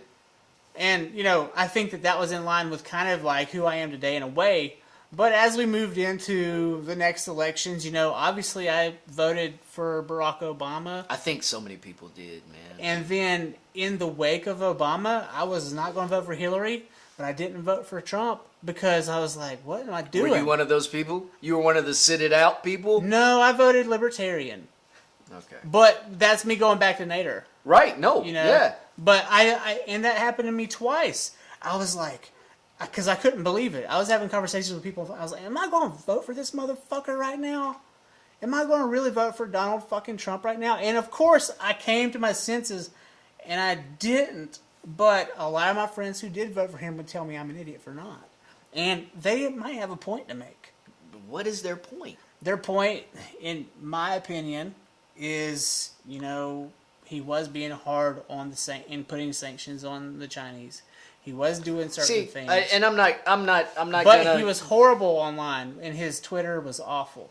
But when I hear people say this about him putting sanctions on China, it discounts the fact he was making money off China, a lot of money. His daughter was making a lot of money off of China. So it's like, that's what I mean. If people dug through and actually saw what politicians were representing, left, right, otherwise, I think we're left at this impasse where we're like, you know what?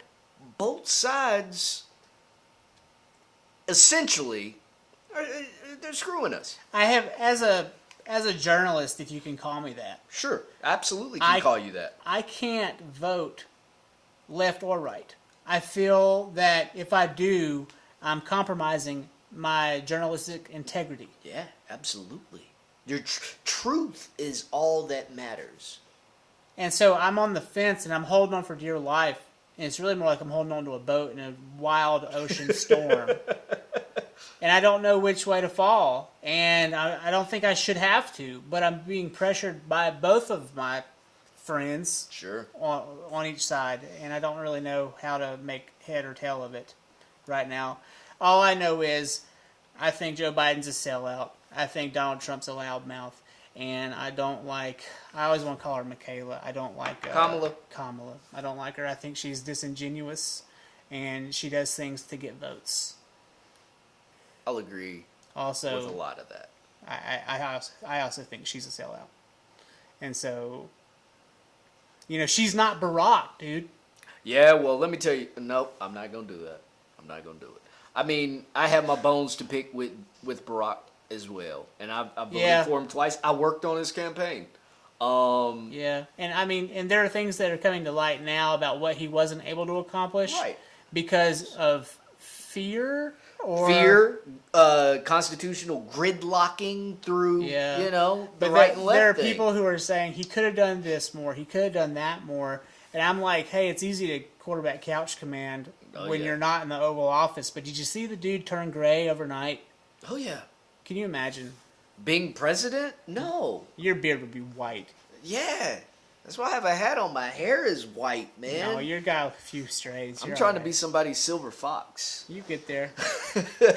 I'm going to run back through, since we got off topic, but I'm glad we did. All the good stuff happens in the third hour. I'm realizing that. Like you do this all the time? You schedule for 2 and then you go for 3? You're episode 8. And as of my 8th... As of really? Yeah. As of my 8th episode...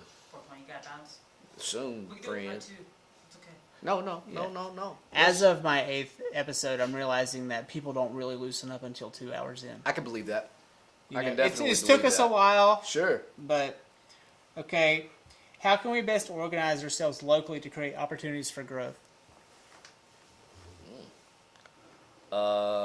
What type of grow?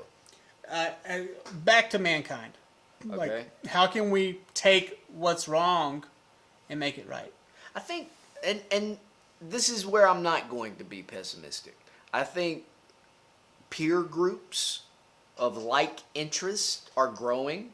I think community-based organizations like gardening groups or, interest groups, I think they're growing, man. I feel like as people pull back away from the detached digital sphere and want to have like actual human connection, I think groups are growing that can lead in a positive direction.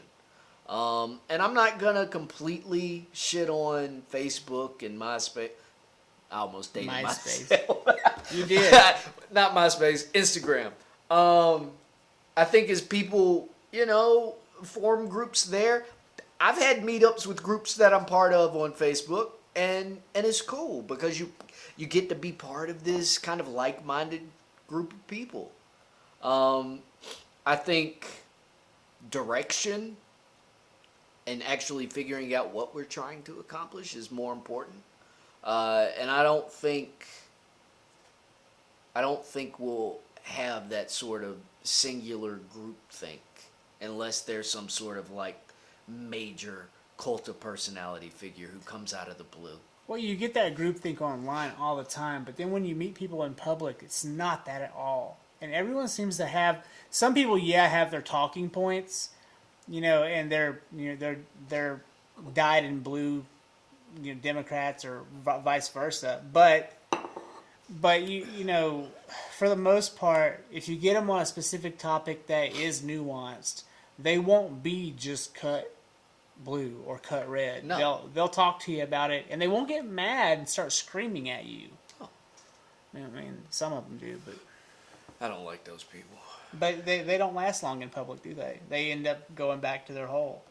I mean, our last president was one of those people. He was, and he's in He's his a hole. bully. You're right. He's back in his hole. You're right. But he's only in his hole because he's been completely censored. If they had not censored him, Oh my God. he'd still be running around. He'd be gaining more momentum again. And they're talking about letting him off the leash at some point. And I'm like, in 2 years, just in time. Just in time. That's what they're doing. He's banned from Twitter and Facebook. So he's banned from Twitter for 2 years. And so at the end, so is that from the election? So 2 years. It's just from him wilding out. No. Is he banned from the election from that moment when they all rushed the? No. From the moment of his ban, that was right after Capitol Hill, right? No, that was right after the election. So Biden won and they got banned. And then he got He banned. got banned. Yeah, he was still tweeting all the way through the insurrection. And so on. He was. So wasn't January Yeah, he was tweeting 25th. the whole thing. So let's say January 25th he was banned. So January 25th, 2023, he's back on. Right in time. Right in time to. Have 2 years to run for office again. Yeah.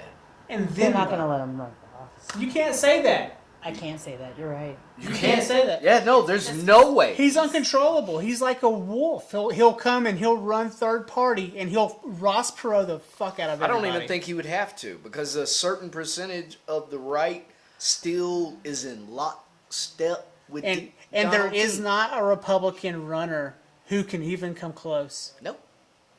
Not even. And I think that's the biggest travesty of all. There's not, well, it was a lot like the Democratic pool this past election where you're like, God, this is what they have? I hate to say this, but if I ever ran for office, I'd run Republican.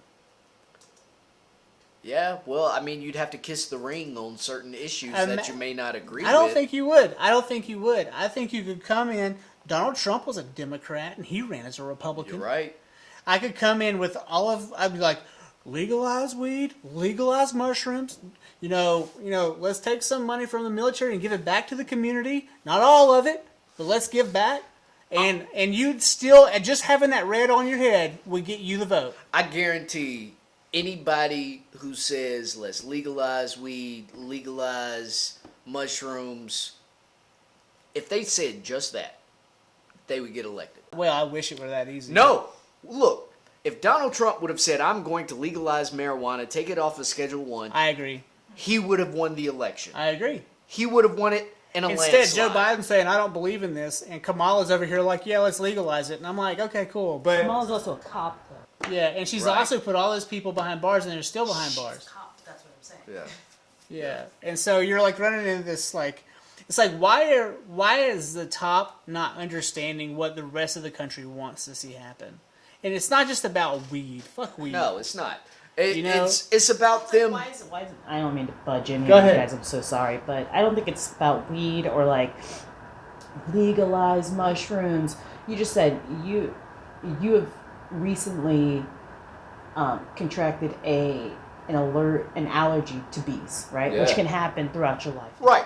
You can slowly start to gain, especially if you get stung a lot and you're feeling shitty. I get stung multiple times a year. And that eventually can cause an allergic reaction, right? Why doesn't epinephrine pen cost $300? You know why it does? Because it's privately owned. Privately owned. You know who is connected to that? Everybody's favorite red Democrat, Joe Manchin. I'm from West Virginia. Oh, I then already you know. I remember when he did this. Yeah. Yeah. Joe Manchin. Joe Manchin III. Yeah. Yeah. Who's that? He's a Democrat in name only. Right? So he I don't know. He was the senator for West Virginia up until about 2012, I want to say, and then he ran for Congress, Yep, right? he's a senator now. now he's a senator.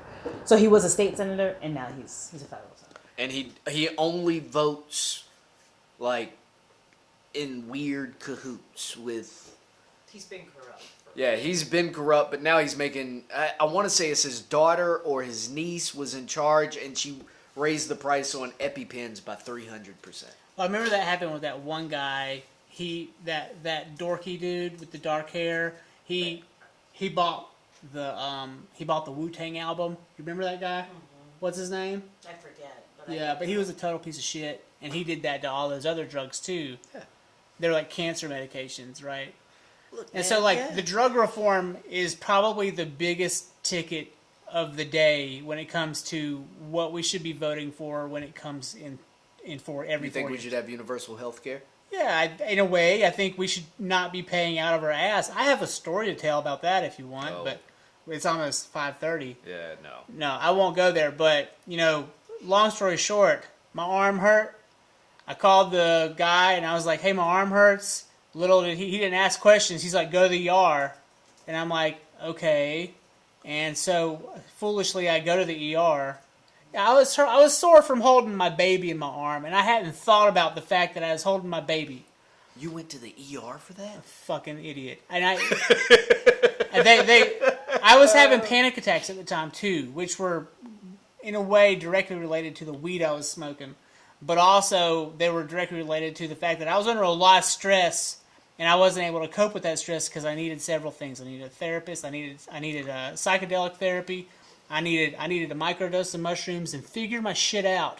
And I went to the ER foolishly because I did not know what to do better. And I got hit with 5 bills. I got hit with a $250 doctor bill. Yep.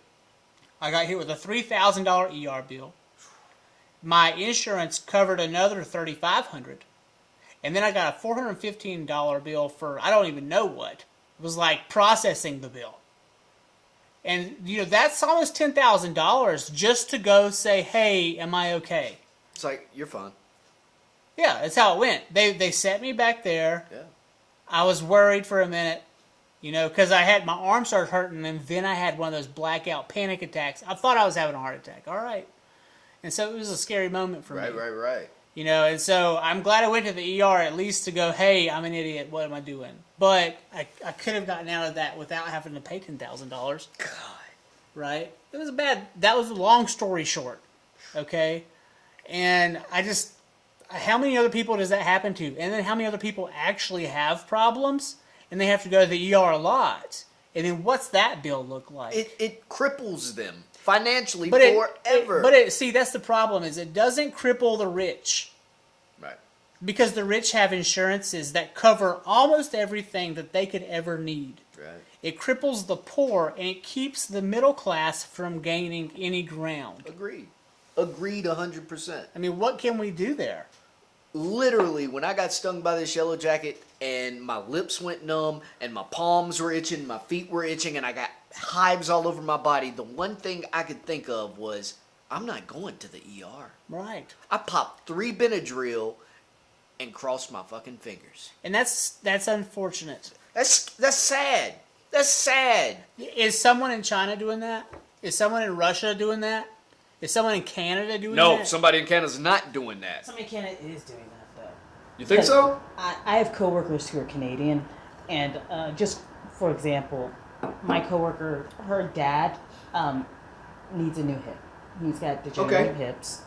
He's been on a waiting list for a new hip for 5 years. Yeah, but that's different than somebody worried about anaphylactic shock. If you go into anaphylactic shock, you have to go to the ER. You still have to pay that bill. In Canada? Yeah. Damn. I gotta look that up. Yeah, I'm doing it right now. Please. I got you. All right, we'll move on because you gotta go. What time you gotta be out of here? I need to slide by 5:30. Okay. I didn't bring my glasses, and I can't drive in dim conditions. The astigmatism is real. I have one too. It's bad. God, it's Yeah. scary. You gotta get your glasses and keep them on you. I have them on a little leather lanyard. I'm surprised I didn't put them on today. All right, back to your business. Okay. How can an entrepreneur better their personal chances of working more closely with like-minded people? How do you separate the wheat from the chaff when it comes to like hiring people, but then also how do you work with better clientele? Ooh, that's a good one, man. It's a hard one. I don't think that many people know how to answer. I'm be honest with you. Most of my clientele that I enjoy are fellow gardeners, right? They understand plants. I met with you one time, and you had some Latin Americans with you, Yeah. right? Are they the best workers? For certain tasks. Okay. Anytime I do work in California, I'm pretty much guaranteed that my boy Tyler, who's a white dude from Long Beach, and a couple of Costa Rican or, Central American guys are going to help me out, period. Yeah. Here in North Carolina, the best guy I've ever found is this little 22-year-old Gastonia bred white guy who I would trust with my life. Nice. Finding like-minded people is like finding a good date, It's like finding a mate. You're lucked into it, especially what I do, because you have to be able to wear so many hats. Can you operate a bobcat? Can you operate a mini excavator? Can you dig a hole? Do you actually take the time to pick every individual root apart? It requires this odd subset of skills that... Never mind the creative design aspect. I'm the only person who does that. Yeah. So, I know I do XYZ, but can you execute it? You know what I mean? Can you follow a plan and execute it? Right now, finding good help is damn near impossible. I'm fortunate I have one guy who I can rely on day in, day out when I need it. Is it that they don't want to work, or is that you just don't find people who are really interested in the landscaping positions? They don't want to work, or they don't show up, or they show up late, or they show up completely blazed. I have no problem smoking weed, just not on my clock. Yeah. You know what I mean? And if it is going to be on my clock, know how to handle your shit. Don't smoke indica, smoke your sativa so you can be, able to do something. I mean, there's also CBD, and you can smoke Delta 8 on the job. And I've heard of this, Delta 8. It's a body buzz, and you're good. A Delta 8 keeps you out of your head, and you're just out there. You're doing your job. It's hard work. I understand my business is hard. Like, the actual installation of designs is hard labor. I don't think people really enjoy hard labor like that. I feel like eventually what happens with... I can only talk about what's happened to me, but I feel like eventually you get to a point where you realize you can't do it this way anymore. I mean, I was a video editor, okay? God knows. I can only respect editors. White-collar video editor. editing all day. Okay? And I got to a point, dude, where that's the computer. It's a fucking beast of a machine. You have no idea what that thing was like in 2013 when I bought it. Oh, I bet it was like a rocket ship. It was my missile launching system, is what I called it. So, just for the healthcare thing, Canadians government. I'm just going to read this. The amount of money spent on healthcare by Canada's government is equivalent to about 2/3 of all personal healthcare. Income tax is 30%. You know what? I'd pay 30%. To wait 5 years for a hip. Nah, man, not to wait 5 years for a hip, but just not to be scared to get a $10,000 bill for a Yellow Jacket I guess steak. it's all relative, isn't it? It is. Anyways, well, back to that. I was just beating my head over this computer here, and I could not sit down anymore. Did you get a standing desk? I Yeah. hear things. Well, I got a standing desk, but it didn't matter. I was like, You say, yep. this is too much. And I took 6 months off. I didn't touch a machine for 6 months, and I built the studio with my bare hands. And I said, this is my new occupation. I will build studios and I will run a podcast. I tell you what, you built this is impressive. I know plenty of people who'd be like, I want to build more. I want to build 100 more. I want to build them for other people. I think that that's the move. dude, there are so many people who want to do podcasts in a classy way, and this is. I had a call come in for me to be a camera operator in Raleigh this week, and it would have made me cancel both of my podcasts with TK and with you. And it didn't happen because, it's a flaky industry. Yeah. And I was like, I'm fucking tired of this. I don't want to run fucking camera anymore. No. It's a bullshit gig. And when you see the DPs making $1,600 a day, they're fucking done. They're burned out. Yeah.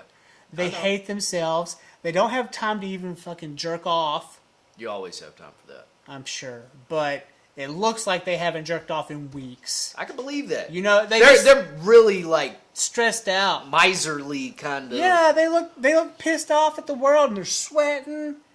And it's just not for me. I very rarely find a DP who looks composed when you actually see them on I'm trying set. to think if I've ever.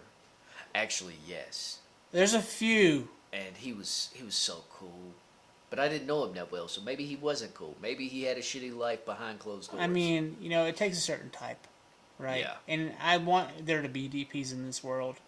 And if it's my own projects, I'll be that. But when it comes to like seeing these crazy Netflix shows and stuff, have fun, guys. You go make that best Netflix original you can ever make. I don't care if you call me or not. I really don't. God, there's a lot of anger in your eyes. Yeah, it's a frustrating industry. It's really painful to be in, especially when you have a newborn baby girl. Because that's it. You either can go and make the money, or you can stay home and not make money. Yeah. That's the choice you have to make. And unless you find another route, which you've done and I'm doing, and every other guest, the common thread between all of the guests I have is we've all worked in the industry, but we've all realized that there's something better. Absolutely. That we can do with our lives, and it's like we moonlight in the industry. Yeah. But if you ever try to make the industry your whole thing, it will burn you. I don't think, and this is going to be a crazy idea, but I fully believe this. Filmmaking, when it moved away from celluloid process, when it moved away from actual film, it democratized the industry, and I would say it cheapened the skill sets. What would you say to yourself at 16 if you could go back in time and look at yourself man to man, face to face? Damn, that's a tough one, bro. I would say, She scoffed at you. She scoffed at me? No, I'm kidding. Oh, God, why would you say that? I was like, I didn't even say shit She's Trying to like, keep my cough slow. 16. I'm you trying didn't to have to be 16, but when you were young. Teenager. When I was a teenager, I'd tell myself, don't go straight to school. Travel. apprentice. Just do something else. Do something else, because you will literally spend years just chasing women, chasing good times, chasing whatever. And I think to a certain degree that period of time in a man's life, before your prefrontal cortex develops and you can actually like reason shit out, you have no business making a huge decision like what you're going to be studying that could then direct your entire life. But can you at that age, if you don't go to college and the parties aren't right in front of you, do you still have that yearning in your loins to go party? Oh, absolutely. And you're going to go do some dumbass reckless shit At the community college.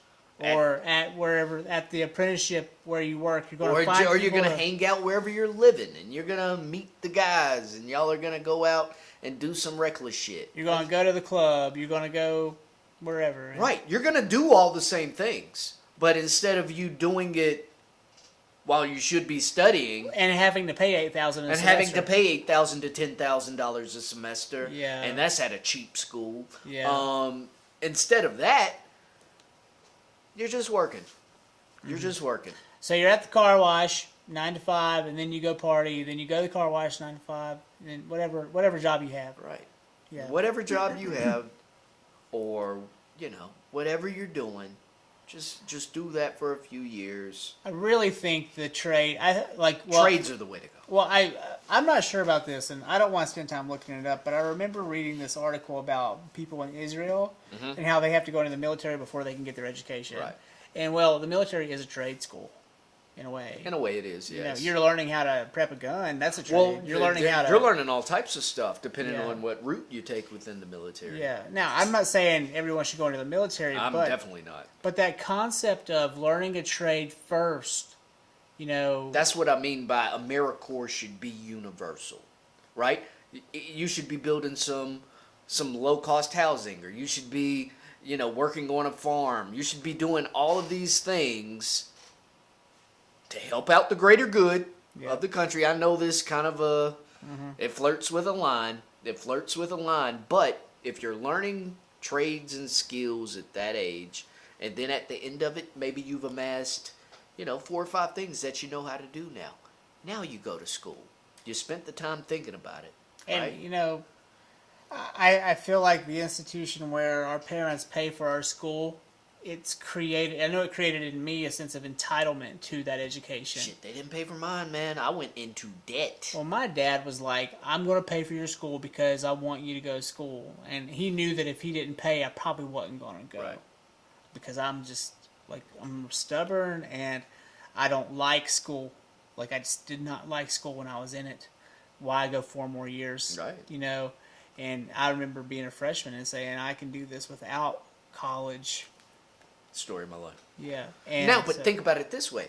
What if you had not gone to school, right, for 5, 6, 7 years, and then you discover, hey, I kind of like to do this. Yeah. Maybe I should go to school for it, right? It'd be even better if school was free. That's a whole other can of worms. Well, and that's a great place to end this because, in a way, education has become free. Because of the internet? Because, well, in my field, right. Forget it. You don't need to go to college. It's all there. Right. Okay. Just read up.